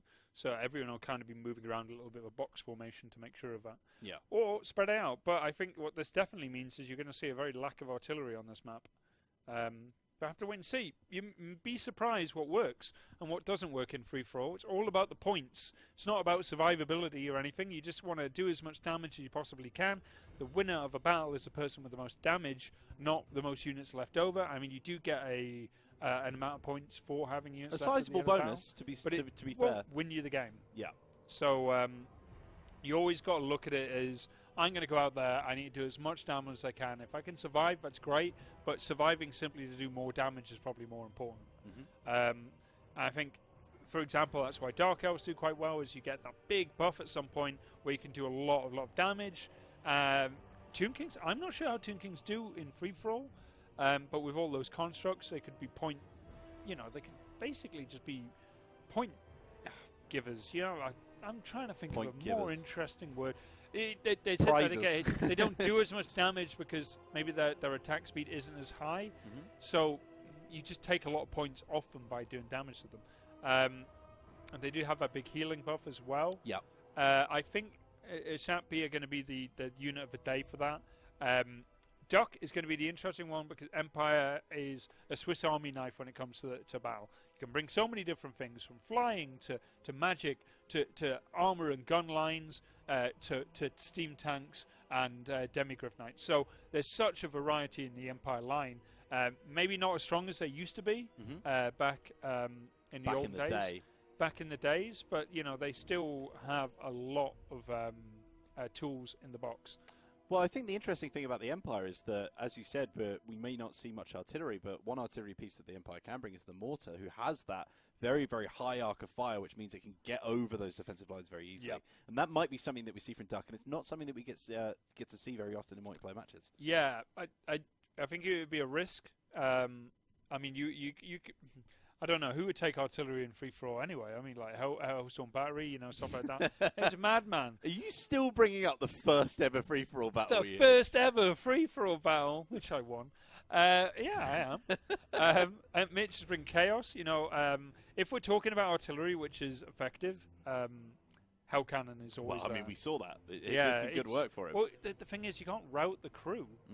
I mean, in that's a huge thing as well. It's expensive, though, but it hits like a truck, and it's very, very useful that way. Chaos might be the underdog in this one. It might be the dark horse, the darkest horse. Of course, the jet black horse. Yeah, full of corruption and so forth. But that is a faction that, could really just steal it. So, we got Duck coming in here as the multiplayer master, but free-for-all is the kind of game that every single one of them could be like, what we're going to do? Let's just beat up that guy from Finland. I tell you what, if there's someone who likes stabbing people in the back, it's Gary Deans. He is always so Scotsman, sorting things out. All right, and we can see you right had to now. build a wall in the north of England where I'm from to just keep them out. We can see right now this incredible map, and it's absolutely gorgeous. And if you look over to the right, you can see all the maps that we've played on before, just over the hill. All of those maps below us, and there's that big, beautiful pinnacle right in the middle. Don't go down there. That's a lot of fawns. Yeah. So let's look at some of these lineups. I mean, all right. Who are you most interested about? Well, the Empire? Oscar. So he's got for some great sword infantry. So 2 of them. Basically, once again, hello Empire. Did he actually goddamn do it? Or is Oscar listening to the live stream or something? Mate, I told you. Mortars are a good thing for this, Yeah. He's got demigryphs. He's got tunes of great swords. He's got tunes of halberdiers. He's got flagellants who are really, really good at just not being... They just get in the way. They won't break. Yeah. He's also taken some pistoliers, which I'm getting flashbacks to Shogun 2, and it's counselling for that one. And we're going to see quite a lot of flying units as well, which is interesting. Bright Wizard and an Empire Count. Mainly characters. This is him, being able to do his little Air Force, get some magic damage in there and fly in. Bang, we've started already. Kings straight away. We got some Tomb Guard. skeleton spears, you know, a bit of bulk here, and then at the back, you know, we've got Laser Boy. A very well-rounded Arcan the Black. I'm surprised didn't go Arcan the Black and then take the actual stuff. Here we go. It's interesting. Oh, we can already see some Vanguard deployment there as well. That? I was hoping for some hex race, but none to be seen. Over here, we've got Mitch's army, Magic Mitch.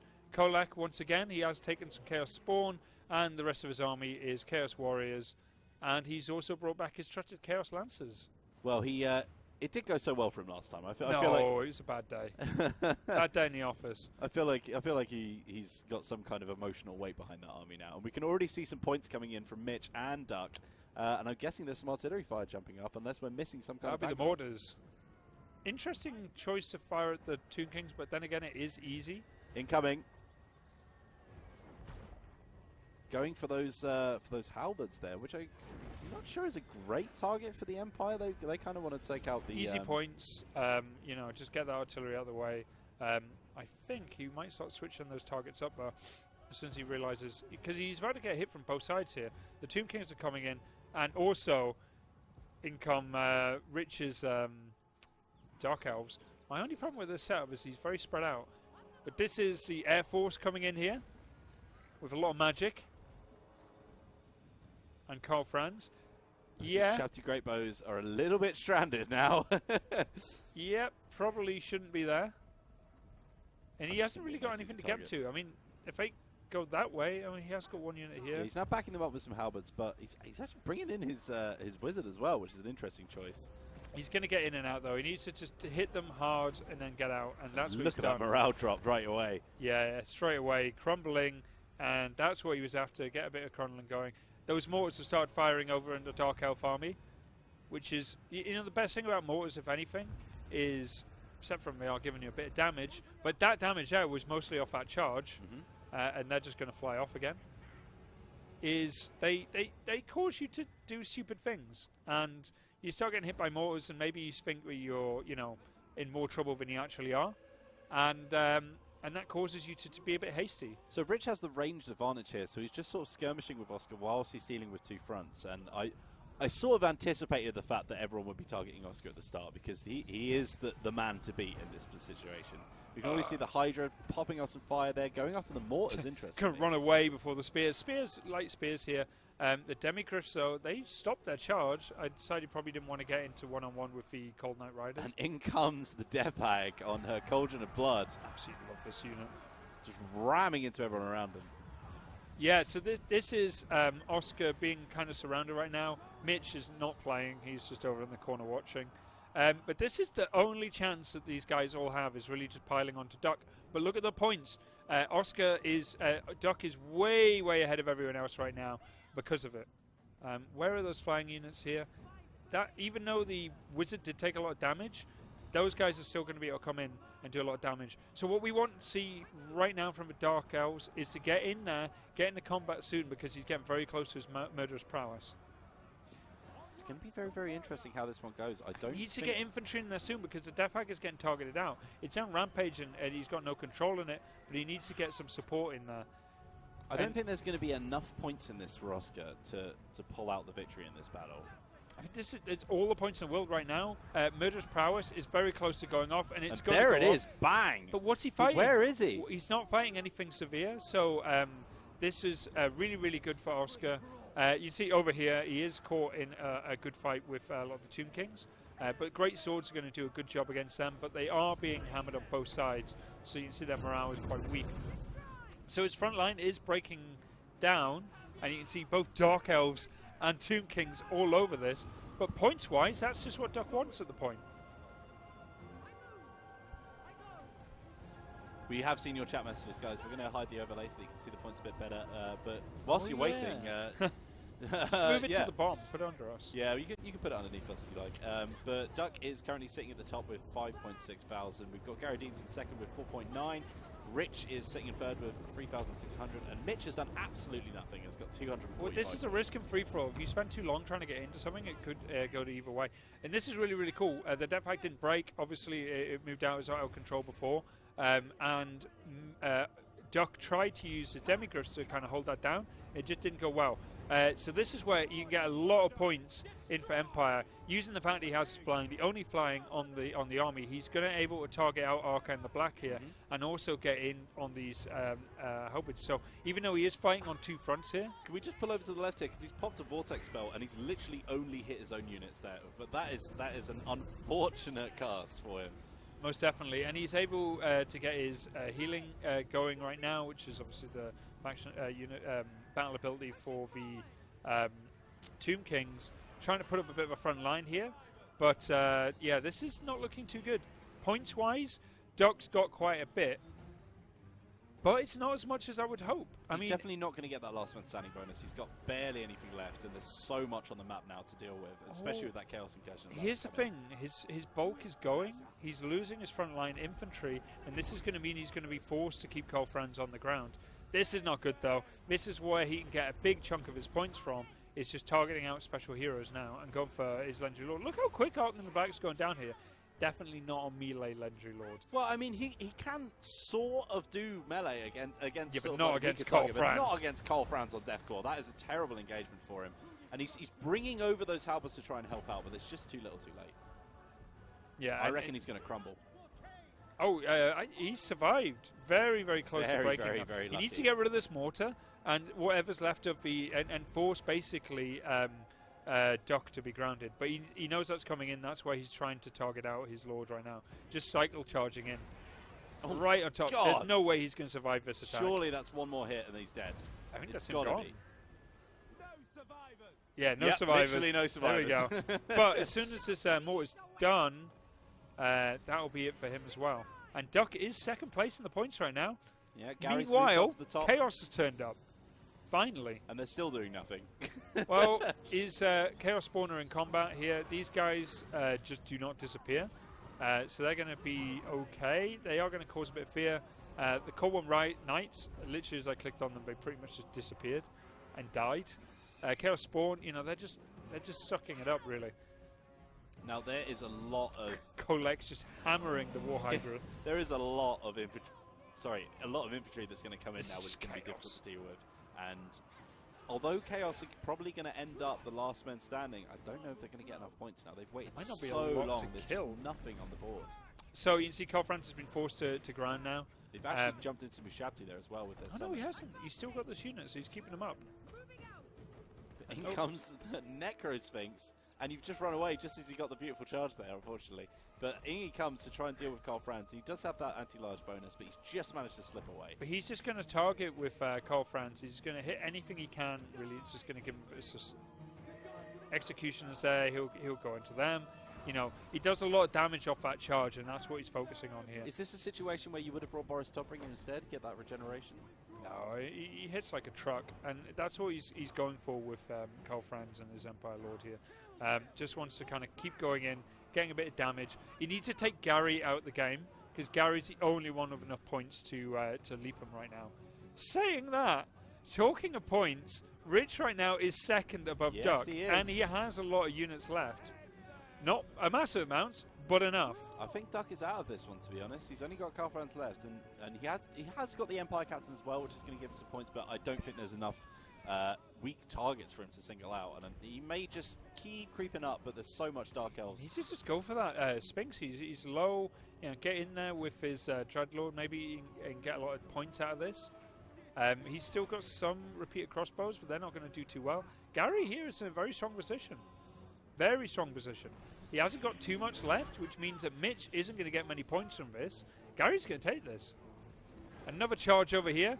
Straight onto... that's going to take Rich out of the game there. Yeah. Duck really, at this point, is trying to play smart, trying to get the points he can with his flying, but at the same time... Oh, he's got no ground units anymore. He needs to ground them. Very, very He needs soon. to ground quick. He's already lost his Empire Captain, so it is just Colfrans at this point. But he needs to find something good. Target there. There's probably too many in those Chaos Warriors, unfortunately, which means he will get surrounded a bit. But there are enough sort of heavily armoured, slow attacking units that he can take on with Deathclaw. He needs to pick something to hit. I don't It know looks what like he's he's going going after those routing units to just try and keep himself out of the fray so that he can just stay alive. Oh, they're getting shot as well. Yeah, he is just going for those range, trying to just take out Rich. You know, Rich at the same time at this point is like second in the scores. Mm-hmm. But Gary, yeah, he's still got quite a bit left. Now, I mean, Mitch has finally turned up. Mitch has finally turned up, but he's still just standing around, not doing anything. I don't think he's realised that he needs some points. He Chaos very aren't much quick. needs some Chaos points. is slow, you know? And I think that's what's going to happen here is, yeah, he's going to finish off this Tomb King army, but he's not going to get enough points out of it. Chaos are going to smash this army. But it doesn't matter. He's got all of his army left, but it's only going to give him a bit of points. It won't give him enough to leapfrog anyone above him right now. Gary's going to take this one. Last army standing with a decent amount of points, and he's going to do a bit of damage. Now, on bear his in way mind, out. this is a best of 3, so they've got 2 more chances to try and get some more points themselves. But Gary's set himself up with a strong position. However, Rich and Duck not that far behind. We will be adding up the points. You're going to be adding up the points. are I'm adding up hoping the everyone's got points. these I've scores set. I've got my notepad ready. Okay, good, good, good. So there you go. Necro swings down. Oh dear. Such a lovely model and animation. I'm sad to see him die. He is an incredible model. I don't think he gets used enough. He's been Tomb Kings have played twice in our game, and they've been in both. No, I mean in general, not in this competition. And also in this competition, they've been present, but they haven't been used enough. Well, that one survived very much to the end, so you know, absolutely fine. Yeah, someone say, why aren't you just doing it in blood? In blood. Yeah, I mean that's always one way to do your Yeah, games. we Look did at the chaos of this battlefield, by the way. I mean, this is where front lines first matched, but there's just corpses everywhere. We do Bigger still have, corpses and by the smaller way, corpses. about 10 litres of fake blood sitting around. So Let's not do that. logistically, we technically could, but we're not going to. Hold on. What's going on over here? Oh, for God's sake, Rich. Oh, Rich, come on. No, he's going for the charge as well. He counter-charged into those lances. Oh, man, those Lancers, they're not long for this world. They're going to give up the ghost. They decided that, you know, these skirmish. Crossbow in the face. There you And go. That is it. Gary All redeeming right. himself after the smashing he got in the last So battle. I need to be very, very quick with those scores before they start their new battle. This is my tactical exposition. This is definitely going to be a win for Gary Deans. Well, I'm not going to hit continue, so how about that? 738 in his points, and then in last place with 6,403, we've got Mitch, which is a terrible score for him. Oscar is coming in with 10,355. Pretty decent score considering he got pretty flanked there. He did. And Rich, I think if he was a little bit more aggressive with his infantry, he probably could have done a bit better. But yeah, just get the Dark Elves in there. Just get all the big bonuses from Murderous Prowess. Don't let it proc when you're too far away. You know, you just want to do it as soon as possible. They've jumped straight into the second match. They're not going to change their armies up at all. They just rematch with the same armies. Sure. Oh, we did tell them to play with the same armies. Well, I meant the same army, not the same exact same list, faction. you know? I don't think they got the memo. Oh, well, that's fine. They do what they want. Maybe just say in chat, you can change your armies if you want. Or change your build, sorry.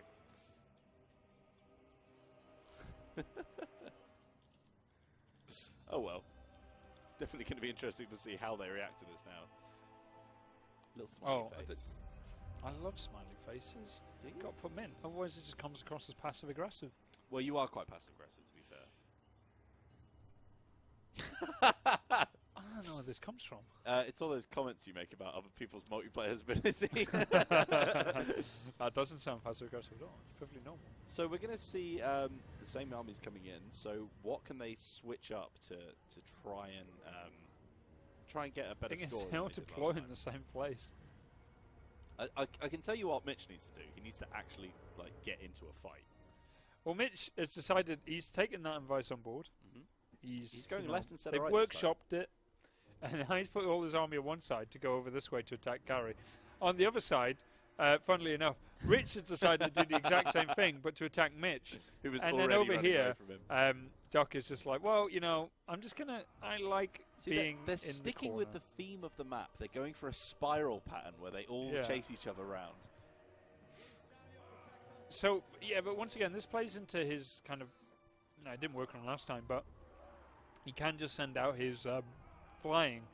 Meanwhile, because no one's going to go from here. The battle started. He has got some Pistoliers out here. I didn't see them do anything in the last game, so let's follow them now. So what is the use for Pistoliers? Is it just a couple of cheap points, or do they have something a little bit more tactical for them?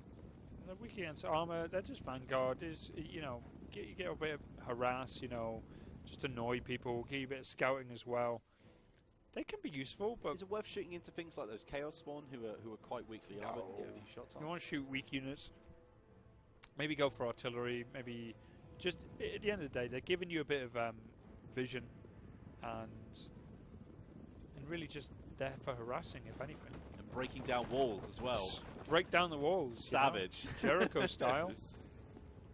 Probably don't have engagements like this. Oh my god, that's a terrible engagement. He'll they get do away. have the speed They are advantage. a lot faster, Yeah. and they can shoot when they turn around like that. But they don't do a lot of damage. But in the right hands of someone like Duck, I think it could probably be very annoying. Also, you've got to remember, Chaos don't have any range. That's very true. It's very, very So true. he can just keep shooting them. Well, of course, they do have their own sort of pistoliers, but with throwing axes instead for those Marauder Horsemen. Yeah, but they haven't taken any with them, of course. We know these armies quite well now because they've taken the exact same armies. So for you the can second just round. harass, really. I mean, he's not going to do amazing amount of damage, but it's annoying to have someone hitting you like that. Now, units that are definitely more annoying are the repeated crossbows of Dark Riders, but they need to be in the right hands, and they're not. This is a good target for the Pistoliers, and I think they're going to make good work of it. I think he's even going to try and charge them. That's what he's my gone God. for. No, He's he's running gone for the away. skirmish. He's gone for the skirmish. Just drawing them in now. Well, if he stands still with the crossbows, they can fire. Not a good shot, though, because of the wood. You know, archers firing through woods compared to pistols, you know, they can get better shots off, you know. Dead Meme 305 says Pistoliers are the best unit 10 out of 10. Yeah, I want to see your definitely build where a it's dead just meme. Pistoliers. Please show me it. That I'm is a dead meme. excited. Let's Dead have a look meme. at chat. We've been leaving them we alone for a little neglected bit. them. We've neglected them. Chat, how are you doing? Are you enjoying this stream? Yeah. 3.5 thousand of them in with us. I know enjoying the battles. They wanted to come and they wanted to turn on the stream. They want to see the best Total War player giving commentary on a free-for-all game, and that's what they got. Commentating on some of the worst Total War players. Is that what you meant? Yeah, some of the better, commentated by the best. Well, thank you. That's very nice of you to say By that about proxy, me. I mean, it just rubs off on you. I know. I did teach you all you know. You are like my mentor, Dogbert. Yeah, I am. You've been People showing me don't the give me ropes. enough credit for that. So I mean, when I do you play beat Ninja badly, Hunt, didn't you? I did beat Ninja Yeah, Hunt. you see, Just saying. it's easy. It's all in the backhand. So this is definitely a more cagey match. They've been It's just like, oh, you know, the scores last game, we're all really close now, so let's all just box up and hide. This is sort of working in Duck's favour because he's Not got for the Mitch, artillery. though. I mean, look at this. It's just like chaos. We are so scary. We're We're going to hiding in destroy the your trees. world. We're going to hide in the woods. Don't come in here, kids. Chaos elves. And look how many points. Mitch is, sorry, not Mitch. Oscar's moving out his artillery. Look how many points Oscar's earned for himself already. He's just using that goon squad over there, and he's got the artillery firing as well. This is working much better in his favour. Well, this is why I would always take Malikov in a game like this, because the magic he can do from his flying mount is amazing, and you can just use him like a magic gunship. He's been very unlucky with those I mean, this vortex is not spells, gonna end but well. that Black Hawk Corsair unit is Ooh, about to get charged right in the back. He has got his Lord coming over. This is definitely gonna be a. Look at the points from the charge. Ooh, he's going He's straight gone for straight for the Lord though, which is quite interesting. He's kind of fainted into the Black Hawk Corsairs, who he assumed would have been the target, and he's kind of using those Pistoliers now. Look at the damage he's doing to his Lord, though. That's a tremendous amount. He's used those Pistoliers as almost like just a bit of flak to just stop those other units getting involved, so he could take a big old chunk out of that If he Lord. can hold Cole France down here, that would be really useful right now. He's going to shoot and do a bit of damage, but he's going to get away flying again as well. There's 2.3 thousand points that he's got for himself now, Duck. Rich finally getting some points on the board, 827, because he's managed to get a little chunk out of that Lord. But Gary just He sitting just thought around. he'd come have a look. He's just doing some scouting. What is Has he this? forgotten about it? Yeah! Oh, they're going straight into them. Mad Max style. He has completely forgotten about this unit of Skeletal Horsemen.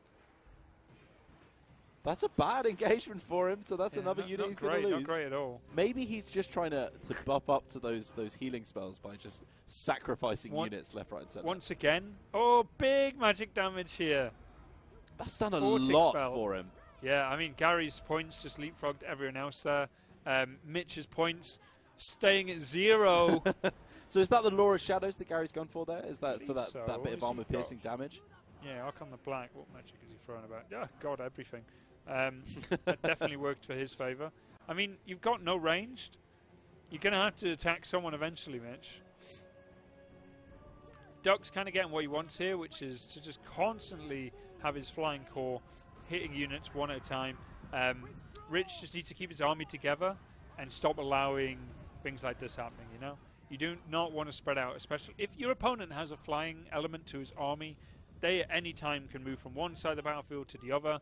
You need to stay as a big group, otherwise... Look at this formation. He is spread out in 3 different ways, and he can't concentrate on one or the other. Talking of not being able to concentrate, sending his War Hydra in here against the Chaos with the Halberds and Kolak himself. Do you think he felt bad for Mitch because he's just not had any fights? So he's like, look, here's my Hydra, you just go ahead. But, I mean, the units Duck is getting a kill here are kind of the weak ones, so nothing too important. But Duck now is playing a bit more of a cautious game, picking off units where he can, and meanwhile... what the hell's going on? Deathpack's over here somehow, and they're just picking a fight with the Sphinx, which, you know, they took a bit of damage out of.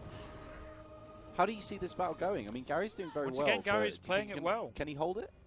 Well, they're actually hitting him and doing some damage to him. The mortars are firing in now. No one's targeted Oscars, so he can just sit here. The biggest danger from Duck's point of view, I keep saying Oscar Duck, the biggest danger for Duck is that all the other guys fight and kill themselves before he can actually get in there and do some damage. Well, you say that, but he is top of the leaderboard right now. It's close with Gary, but because of being able to use his flying core properly. Previously, when he was using them, the other 2 players attacked them so quick that he wasn't able to really get anything out of it, and he had to rush them back before his front line collapsed, and that's where it went bad. But Gary, once again, got back up to the front line. Rich is just gifting him some points here. But yeah, I mean, you can see the damage from those mortars is quite severe. So if I was playing as Gary at this point, I would just get in there and fight.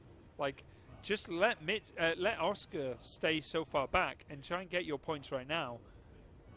Over here, Chaos are kicking in the teeth of the Dark Elves. Bleak Swords are running, and the War Hydra is running as well. I'll tell you what, we should live stream my spreadsheet skills over here, because I'm making a live spreadsheet to better track the scores on this match. And this one's been a lot closer. Obviously, Mitch is still at the bottom because he's completely useless. But we're seeing, like, pretty much We're 5 so point. harsh on Mitch. Well, it's his own fault, isn't it? He should be better at Total War. Look at this. He's got 5.5k on pretty much all 3 of the top players, and Mortify coming in, giving even more points to Duck. But he's still starting to drop now. Gary and Rich both doing well. Cool guys don't care about the explosions. Especially when they're constructs. It's a beautiful shot. You should be a content creator. Oh. Oh. Whoops. Well, I think that is pretty much the Dark Elves are done. They came second in the last battle, but not in this one. They're dead. That's top commentary. Top bants. We're waiting for the big action to happen here, Well, because everyone's once a bit again, gun-shy, Mitch you is know. just standing off. Mitch I know he wants to make sure he doesn't get completely mortars torn to are not pieces, running out of but ammunition. How many kills have those mortars got? Now cool it's guys the care wrong about button. spreadsheets. That's what the lads say. Cool guys. There's no cool guys. There's no cool guys on this stream, that's for sure, mate. Mortars killed 7, 28, but you know, it's a damage account, not the kills. His entire army's alive. Don't know what those skeletons are going to do. Does it sort of favour Oscar to just sit back at this point, because he is still getting those points? He's keeping up with them. I think he could probably move forward. I mean, from you can see the thing is, even though his army's over there, his magic and Carl Franz, they're flying around, so they're just picking off units, and his demigriffs as well. So that's where his points are coming from. It's not coming from his artillery, right? Yeah. It's going from the fact that he's targeting out units that have yet to be broken or shattered, and he's just getting points from them. Gary, you know, he's done a lot of damage from his magic, and it's just unit composition altogether. He's going to move into the woods now, so that mortar's going to become less powerful as it's going to start getting caught up in the bushes. The Sharpie here are running out of ammunition. They've done a lot of damage, 79 kills. They most definitely would have been shooting into some of the Chaos Warriors. Can we just have a look at this spreadsheet? Look at this spreadsheet. Look, it automatically adds up the scores. Look at that. Isn't that just incredible? I don't know, but I feel like I'm. That's how you do spreadsheets, ladies turning and to gentlemen. stone. Ladies and gentlemen, if you need some spreadsheet help, you just let me know. What's going on here? Right in my face. What's going on You here? don't want a Tell me about the spreadsheet. game. Tell me about the Spreadsheet. game. Come on. Well, as I said, Gary now getting himself into the woods, away from mortar fire. See those mortars now? They're bouncing, hitting into the trees and exploding a bit early. Mhm. And Gary's bringing a Valentine's gift to the chaos. Which Happy is, Valentine's Day, by the way, everyone. Everyone watching. Yeah. Have you got a Valentine's? Well, you Dogbert? got me. What have I got you? Yeah. I've got you a spreadsheet. Your thing from now. I was just shouting about spreadsheets. Oh God, I'm so sick of spreadsheets, to be honest, mate. In come those who shouted great bows as well, just running away from that mortar fire. It's like Vietnam down here. It's ridiculous. Gary knows he's going to die, so he just needs to get as many points before he does. Oh, but in Big comes the spell. Vortex spell. We love a big spell on this stream, and in it comes doing a lot of damage. It's going to move into this building now. Can it destroy the building? No. Oh, it's bouncing off a building. Oh, those guys are just like, thank God. Yeah, who did that spell? Come over here. I tell you what, there's still a fair amount of points here for Mitch to pick up, and I I don't. love it. It's just like deciding to walk away. Yeah, no. This way. Meanwhile, you can see Duck has realised what's going to happen here, so he's putting his heavy hitters. This is his striking force here, just his captain, his demigriffs, and Carl Franz. These guys are really just here to, make sure that these don't have to ground all the time. Mitch. Can we just have a little shout out to KSRS, who was broken up with on Valentine's Day? Make war, not love. Did he crumble? Make war, not love. We're here for you, man. We're here for you. Let's send this guy our love. I'm not. Mr. Scarecrow. I am, but let's just play games together. Talking of It's a that, little this battle. guy's here to play games. Oh, right into the tree shot there, Yeah, which it's is what we were all here to see. MVP. Now we're seeing Laser Boy finally in the action here, and this is going well for Gary. He's got those big constructs, so he can take out those Chaos Warriors. Yeah, and you can just see the hit squad from Gary here, just targeting out the constructs at the back. Yes. They all got very similar names. I wish they were more complex. Well, especially Mitch and Rich. Yeah, I know, right? Well, there's no Mitch, right? Yeah, there's no Rich. I don't know why Mitch is turning up, to be honest. But Gary knows he just needs to get a good chunk of points and make sure there's not much left on the board for Oscar to clean up. And the problem is that Doc has a huge amount of units left at the end of this. But let's see how it goes. He's doing a lot of damage. He's cleaving through what's left of the Chaos. And what the Chaos do have is the Halberdiers, and they unfortunately are not fighting the units they Can we should just have a be. look at the Necrosphinx as well, because he's gone for the Regiment Renown version, which is this beautiful white and gold pattern, which looks fantastic. Look how swagging he is. This is the big chance they have of killing Cole Franz. He's in combat. If all of them just drag on their units and just attack Cole Franz, they might be able to really mess it up for Duck here. Got some Chaos Spawn coming in as well, hopefully trying to get some pointage out of that Carl Franz unit right stuck in the middle. Here comes the Empire. Bit late than never, but they're coming. Oh, they've been playing it just how they like it, just letting everyone do the fighting whilst they pepper them with explosions, and then in they come. You can see Duck's getting a bit of points out of this one. The constructs are still... what do they say? I said they were still alive? Yeah, well, Nope. no. But Archon the Black is still there. I don't think he's going to have any more magic left. I think that is the Tomb King's done and dusted. They are getting their regen now, quite late in the game as well, actually. But there you go. Well, they haven't taken much damage, to be And honest. You can actually see some Chaos units have come in to try and take out the they can. the reserves. And that's into... There's not many spears. And there's the Sharpie ability he put down. And there's not much here, so he's going to get a lot of damage into those spears here. That morale is already really low, so this is a good way for Gary to get a lot of points here. A lot of cheap points as well.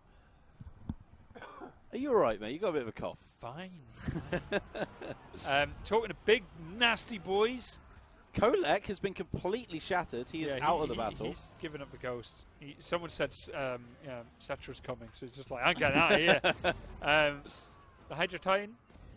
Hydro Titan. Hydro Titan. Water powered. Well, he looks it a little. Yeah, he's got that blue energy sticking around. No, he is completely clustered up with halberdiers, which is bad news for him. Not the best place for him to be. He's just kind of going for a walk. He has got a lot of weight behind him, so he can just crash through those lines. Carl Franz come back in now, and the big problem that they have actually is Arkan is on full health, and Yeah, you know he's doing a good job. he may be a caster, but he can still do quite a lot of damage in melee. Yeah, he's just trying to punch the face of Carl Franz at this point. Well, Like, he does come have over here. the health advantage, which is helping him out a bit. And if he can drop some magic down, Did as it well help to him? Where out. is he? Well, he's under the Just got ground. At the power moment. slammed by Carl Franz. RKO out of nowhere with the Empire captain there.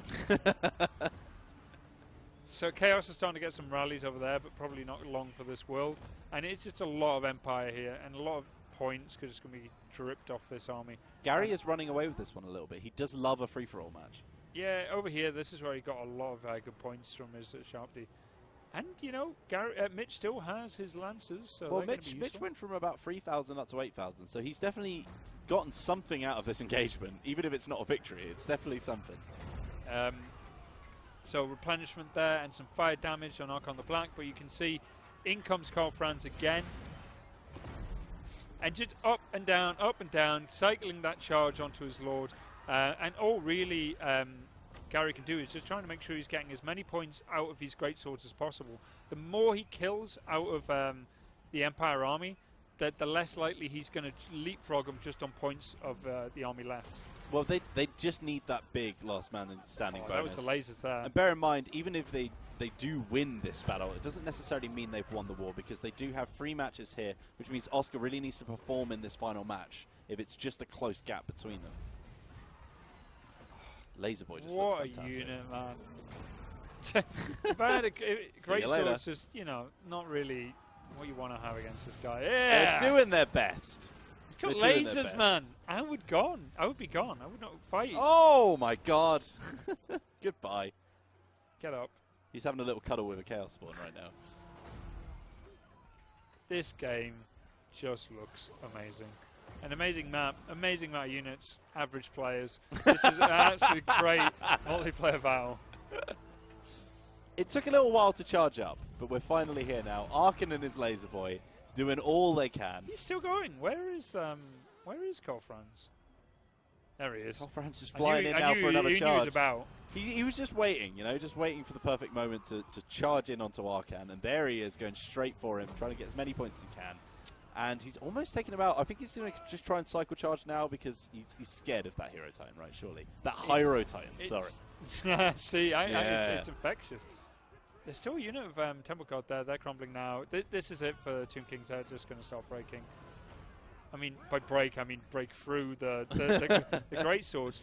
Well, because of that Hyro Titan just crashing through Talking the of great things that are swords. still around, How is he still alive, and how has he not got back I involved love yet? what's happened here is very smart play from Duck, just chasing down units that might be out of rally and just getting some free cheap points out of them. This guy is not going to survive very long, is he? No, not at all. You can see his crumbling now, the visual effects coming out of Look him. at that over the top there.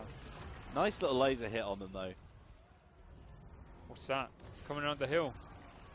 Is it a The building. Mitch? The last hope of chaos. Here, cycle charge. That might be it. That Titan is not looking healthy.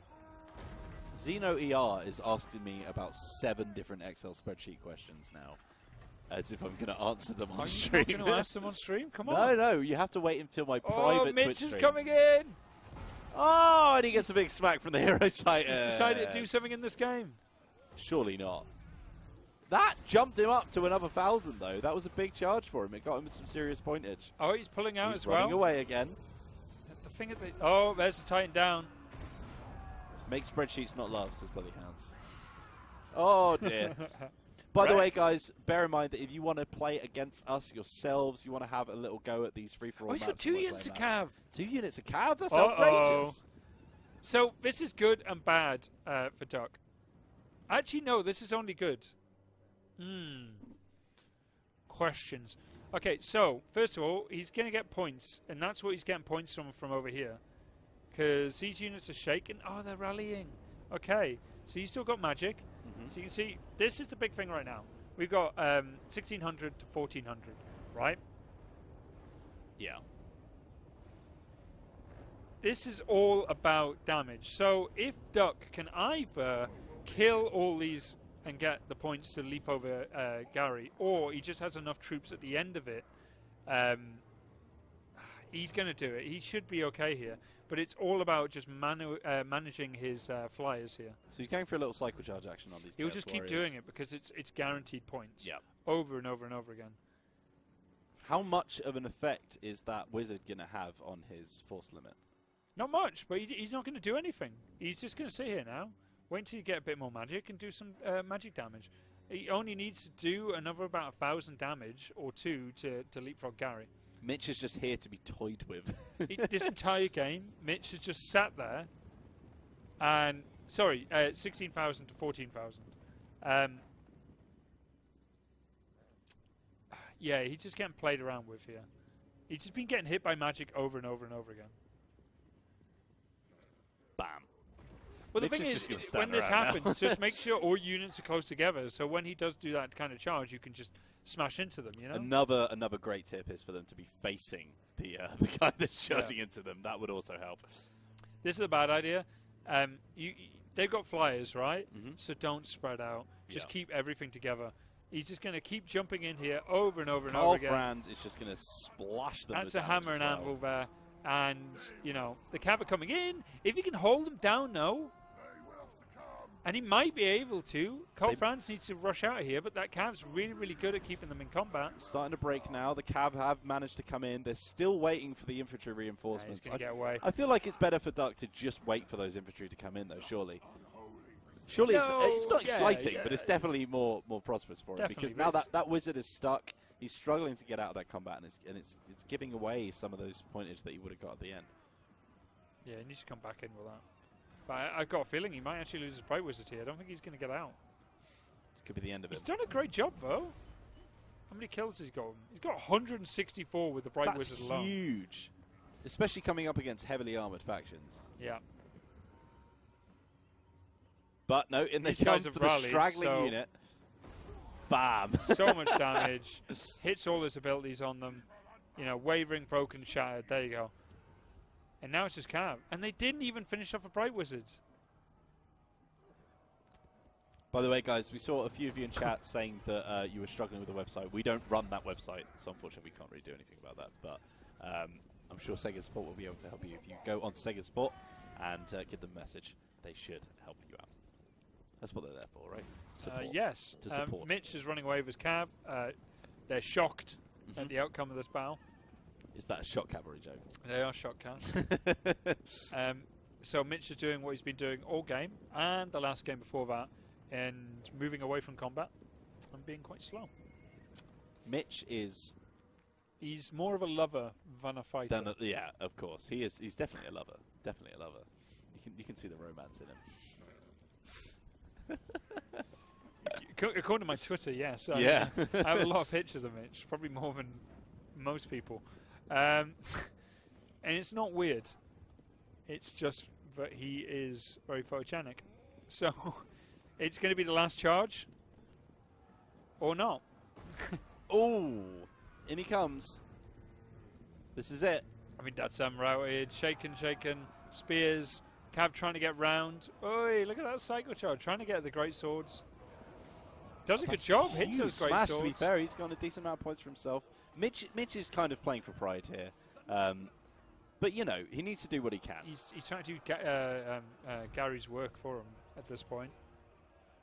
They're going to break. That's going to happen. And when if they shatter completely, the game ends, so he can't even suck a few more points off them.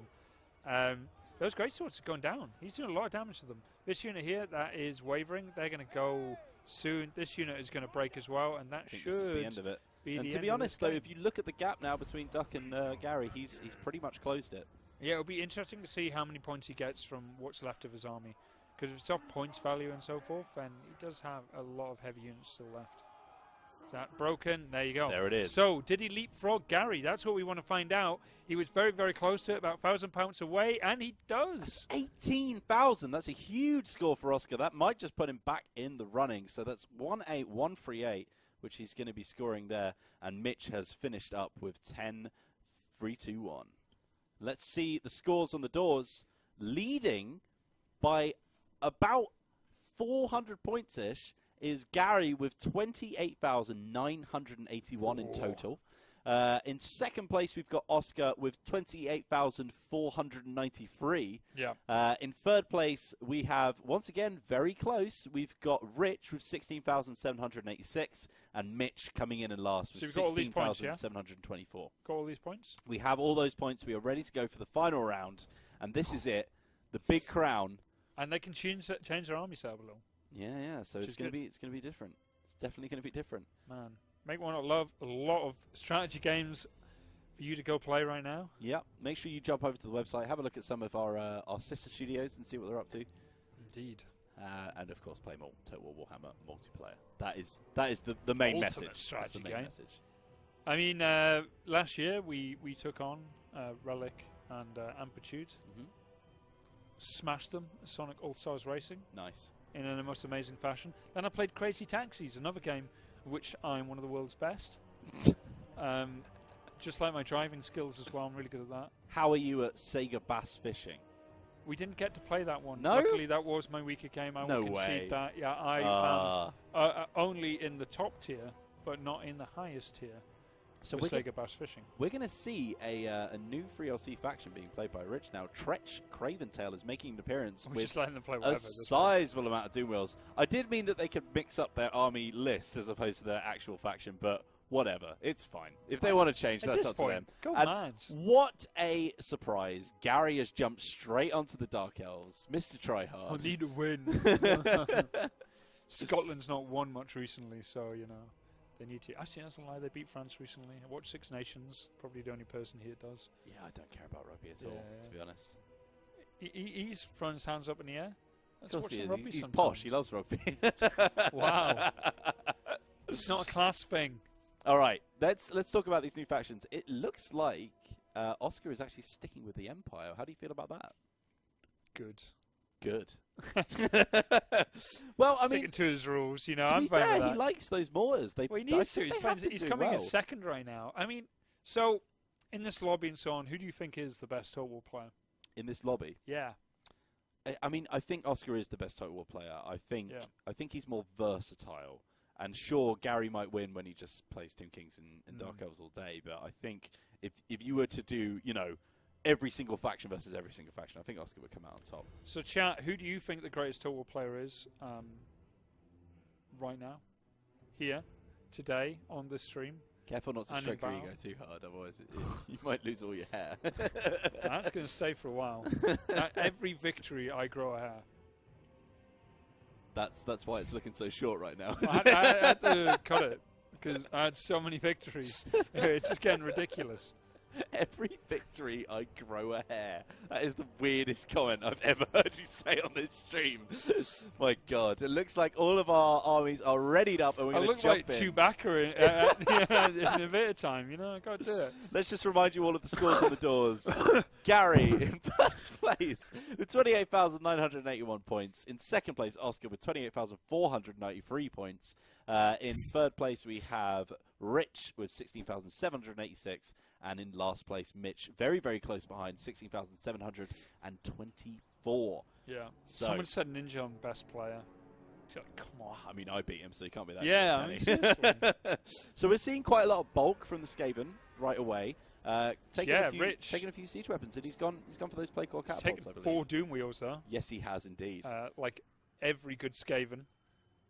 He's taken some Gut Runners, Night Runners. He's gone for a lot of skirmishes. He's gone for Skaven. Tretch Craventail. Skaventail. You know what? Everyone's Turin. I love Turin. Turin's like such a chill guy. Turin's fantastic. We should bring him back on for a stream. We did a little multiplayer stream with him before. It was great fun. I remember. He's such. I like the guy. He's my Valentine's. Got some catapults. So that's kind of a nice army. Over on this side, more of a taking away his artillery. He's got more great swords. He's gone for more cavalry, Empire Knights, and Outriders with grenade launchers because he knows what makes me happy. Over here, this is where it gets interesting. Gary has Malekith. He also has 2 units of Dark Charger Shields, which is an excellent choice. He's also got some executioners, some witch elves, and he's also got some cold ones as well. Nice little army there. And the Beastmen army of Mitch, once again, doing something different. Minotaurs, Beast Lord on Chariot, and at the back here, he's got some Cygors.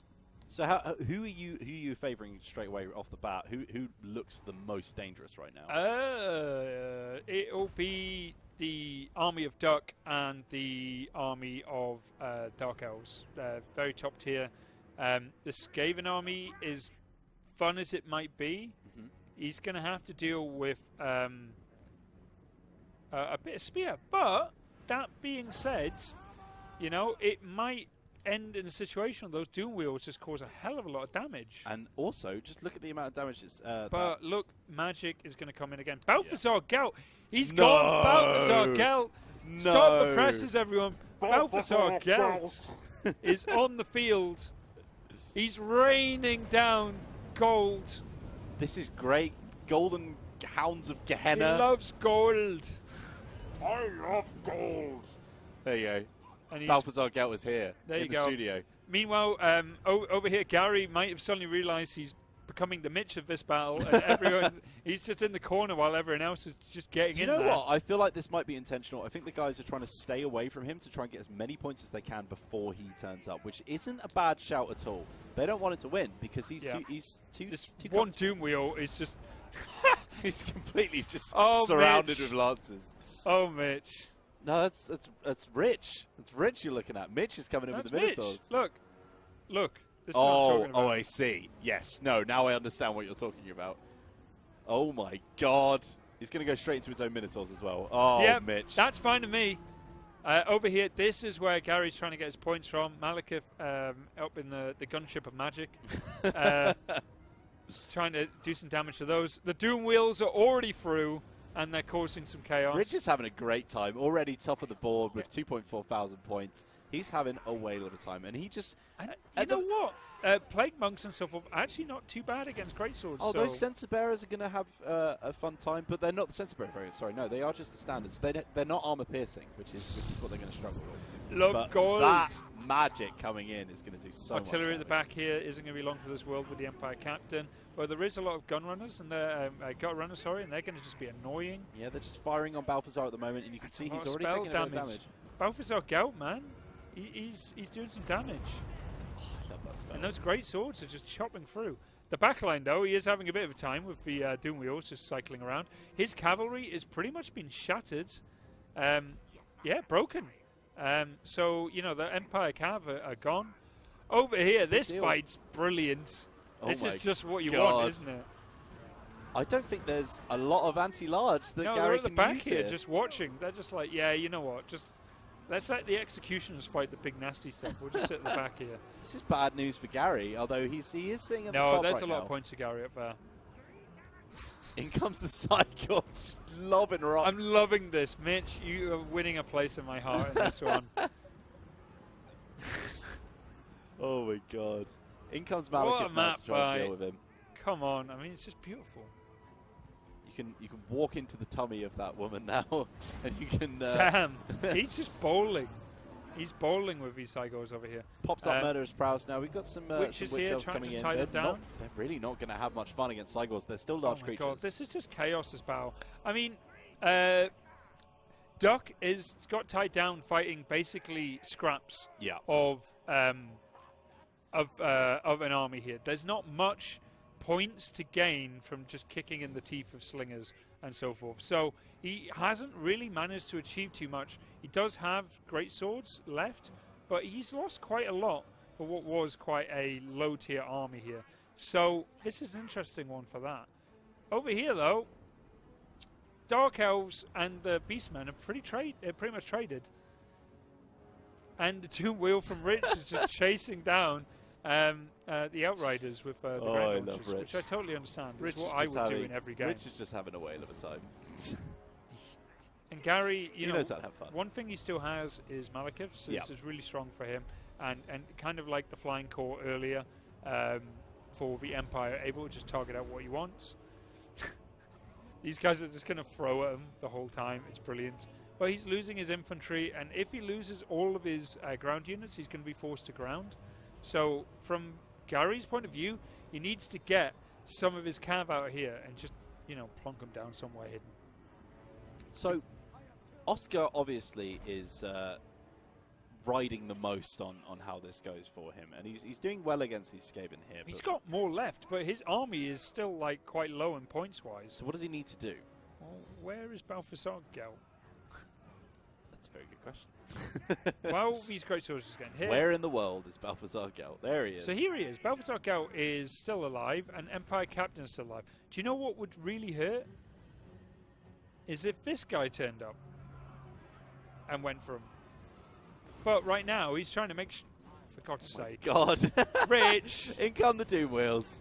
Do you know what? Gary might be completely gone by the time Oscar turns up. They're all just ganging up on him. Look how little health he has left over. Those executioners are getting rattled by those Minotaurs and those Doom Wheels coming in for him. He still has some infantry left, and this is important to him because he needs to keep Malekith alive and flying. Big spell. Don't know how I feel about that one. Unfortunately, it's really not worked for him. It's gone right outside of where he needed it to, and there really wasn't that much of a clump for him to target. At this point, he should save all magic he has because he's going to survive here no matter what happens. But the thing he needs that magic for is to fight what's left of his Empire army. This game is all over the place. Yeah, this is scattered. This is hard to follow, guys. This is the chaos of free-for-alls. This is what you get to see if you play free-for-alls in Warhammer 2. Just mass battles all over the place. It's chaos. I tell you what, Mitch has done a lot better here because he's actually got involved for once. He's finally got into the battle and started smashing things up. Now he's just smashing the city up. Yeah. Not surprised. Typical Beastmen, really. I mean, he's just getting chased by two demons. Oh my god. That guy got completely wrecked. Oh my god. Laser to the face. He is gone. Where are they gone? As chat have pointed out, if you want to play these maps for yourself, the Steps of Isha, you can download them right now. They are available for free. Just update Warhammer 2. It's part of our Make War, Not Love promotion. Gary is surviving, holding on, still getting shot at by Taking Doom Wheels. wheel shots. What does Gary need to do here? He's doing fine, doesn't have to do very much. Like, at this point, there might not be enough on the battlefield for the Empire player to actually get anything out of it. He's fighting Tretch Craventail, who is just a tank and takes so long to die. Oh my god. I have not seen that animation before. Did he just eat someone? Yeah, he did. I also like that this Empire swordsman literally just tried to kick. Like, get away from my friend, stop eating his head. Get off him. Kind of like Duck's trying to micro a lot. I think he's trying to micro his. There we go. Balthasar, yeah, he's got Balthasar in now. He's doing some magic. Yeah. He's going to be a lot quicker than Malekith as well. Oh, man. His Empire Captain over here is quite low as well. Yeah, they're not long. Empire Captain's been really useful for Duck. As we said, that little flying squadron that can just go around and pick off weak targets. Skaven, and even though he's got a bit of his army still left, he took a lot of damage from what, to be honest, was quite weak infantry. Where is... Okay. Here's where all this happened. Yeah. You can just see bodies everywhere. Skaven bodies, mostly. Mostly. His cav is back. His cav's not... I mean... He doesn't have much health left there, but he's still got a lot of charge that can be pulled off, right? Duck needs to do something because points-wise he's really, really low. Oh my god, the Doom Wheels. They're going after Malekith now. They can't be stopped. The only thing that's really been damaging Malekith has been these Doom Wheels and Cygors just throwing rocks at him the whole time. If he just kept up in the air, he'd probably be in a much better space because he could really, at this point, go hunting down. And is Balthasar Gelt currently going after a Cygor that's running away? Yeah, you're going to kick him in the teeth. Yeah, you better run. Don't make me metal you. Just dropping some dust on him now. I mean, they don't match up in animation too much. Yeah! Oh, get wrecked! Oh, he's very proud. Mitch's Lord has just been taken down over there, by the way. This is the end of the Beastmen, it looks like. But they have been sitting in second for quite a while. They've been doing pretty well. That guy hasn't. So still some infantry left for Gary, which means he can keep his Malekith up nice and high. He's actually got those Dark Shards firing in on that Saiga as well, getting a few nice points. I love his Saigos have just been like... I think Mitch's entire approach to this game is just really... I'm just going to hit Gary really hard until he stops. Until he stops breathing and moving. I mean, he's done a good job, kind of. I mean, there's not much left of his army. Grenade launchers over here doing a great job against the Executioners. Don't get to see grenade launchers enough, I feel. Oh, my God. Oh, goodbye. Executioners are not Thanks for enjoying coming. that.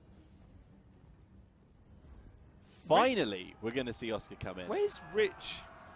He's just doom wheeling. Where are his Doom Wheels? Go on, For Taz. God's sake. Oh, here he is. Just chasing Right, after let's random focus things. over here. Yeah. So this is why I was saying with Gary, keep that magic, because fights like this come up a bit later, and you could just reap all the benefits. Yeah, and Malekith is looking pretty weak, so he has to stay in the air. He's going after that Empire Captain now, which is interesting. He's going to get it. Big old chomp from that dragon. For that Empire Captain, he holds... Oh, Oh my God, that was a big swing he just took. you should get him, but it's going to be really low. Oh my God, Malekith's really low. Oh, there he Oh, goes. See you later. Had a bad day. Get in the garden. It's unfortunate that there's not any range left for Duck, because he could take out Malekith, but He he's does, got grenade launchers. charging right into those great swords now, which is going to be a lot of GC points for him, but he's got very low health. Is this worth the risk? Get the unit killed and out of the way at this point. Duck is still really far behind in points, but he does have a lot left. God. Where's the Doom Wheels when you need them? Where are the Doom Wheels when you need them? That's a question I'm constantly asking myself.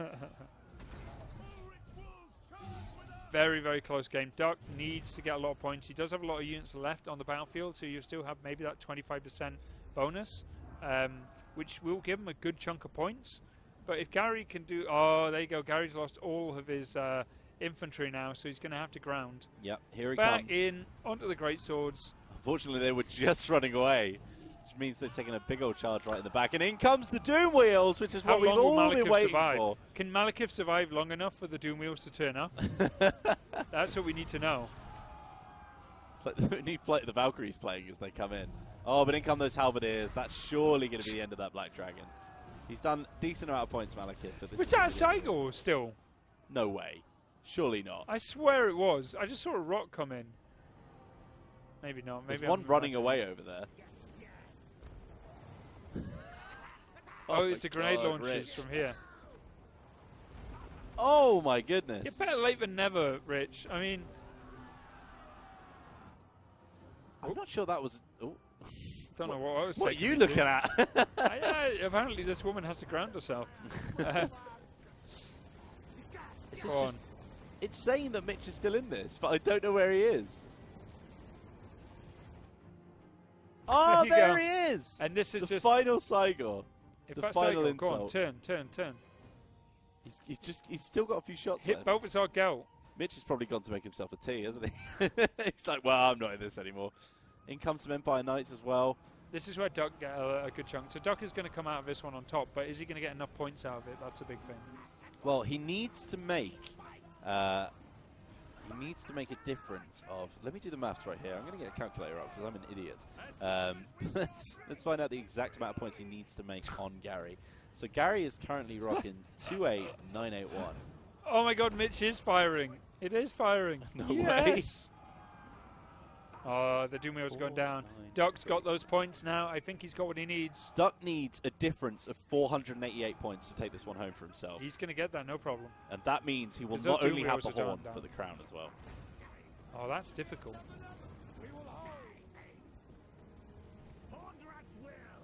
Balthazar just went flying off. Doomwheel is having so much fun. I think, considering that it looks like Hasn't Duck, killed that much, surprisingly. considering that Duck looks like he's going to win both competitions, I think we should have Rich do the honours of crowning him, just providing the most entertainment value. Or the best total player in the world. Me. Sorry, who? Okay, yeah, see? Where's the other Doom Wheel gone? Oh, here it is. Oh, there he is, of course. And that's He's broken. gone. And that one's broken. Gary is completely done for now. That's 13,962 that he's going to finish up with. Now Oscar needs to make that 488 points on him. Rich is trying to overtake Mitch at the back here. I think Mitch has got third place if he keeps on pounding those Cygors. He's just taking grenade after grenade into the face, that Cygor. Braun Strowman over here. You what, mate? One more. One big final hit. Here it comes. Have it. Oh! That horse did not like that. What an absolute champion this Cygor has been. He's got his favourite red trousers on. Killed 100. He's still got 1,000 health left. Bam. Unlike these guys. Yeah. Are they actually charging? Nope. No, they're gone. I think they attempted to, and then they're thought, instantly routed. yeah, we'll charge this guy. We'll do him a lot of damage. And we're like, no, actually, don't do that. Do you know what? I'm not a fan of that. Mac Jacobs says the Cygors win in our heart. And there he goes. Oh, bless him. He did his best, Dogbert. He did his best. He's just become He's an just obstacle. like a load of them. They're all just going to be in a line as well, because once this guy drops, it's just going to be one line. He's trying to get away from a magic spell. That dodge, though. Oh, Oh. the final charge from Balthazar as well. What an epic note to end on. The So how many question points? is... He would have jumped. He must have jumped. He had a lot left. He had 47% of his army left. So he had, there you go, 14,000. 14,338. Let's get... Only just, that puts him way behind. He's behind. He's behind. Gary's done it. Gary has done stolen it. Oh, my goodness. He's finally got it. And it took him a while, especially considering he was dead, but he's finally managed to win the competition. I mean, That none was of his units incredible. seemed to do anything, but it was fine. So we got 10,651 from Mitch. That puts him in a solid third place, I think. And Rich coming in last with 8,846. And once again, providing the entertainment value, Rich was. So how do we feel about that? Give us your hot take on what went wrong for Oscar. The first battle. First battle was terrible for him. He got sandwiched by two guys. He had a strategy. His strategy was to use his flying core to just harass, use that magic, and everyone else bum rushed him. So all of his weaker troops just got annihilated straight off the bat. And then after that, he was just trying to play catch up. Gary in all three battles just managed to do what he needed. He fed off Mitch in the second game, large amount of magic damage. Was just able to clean up in the first and second. Third one was a little rougher for him, but Mitch once again blessed him with lots of things to attack. So yeah, I mean, this is a tale basically of Mitch hanging back in the third game, which definitely shifted things a bit. But in the second and third, him and Gary just went at it, and Gary came out on top twice. So we're going to invite Gary and Oscar to come onto the couches. Rich and Mitch have been dishonorably discharged. Dishonorably discharged. One standing part there of the laughing tag at team us of now. fellas. How you doing, fella? Why did you attack your other fella? Actually, no one can hear you right now. No one can hear probably him, so let's there's not no do that. point in us. Is there? So we're just waiting for Gary and Oscar to jump onto the couches, and then we can have the crowning of the free-for-all champion, Mr. Gary Deans. Let's give him a little round of applause. Everyone in chat, a little round of applause for him.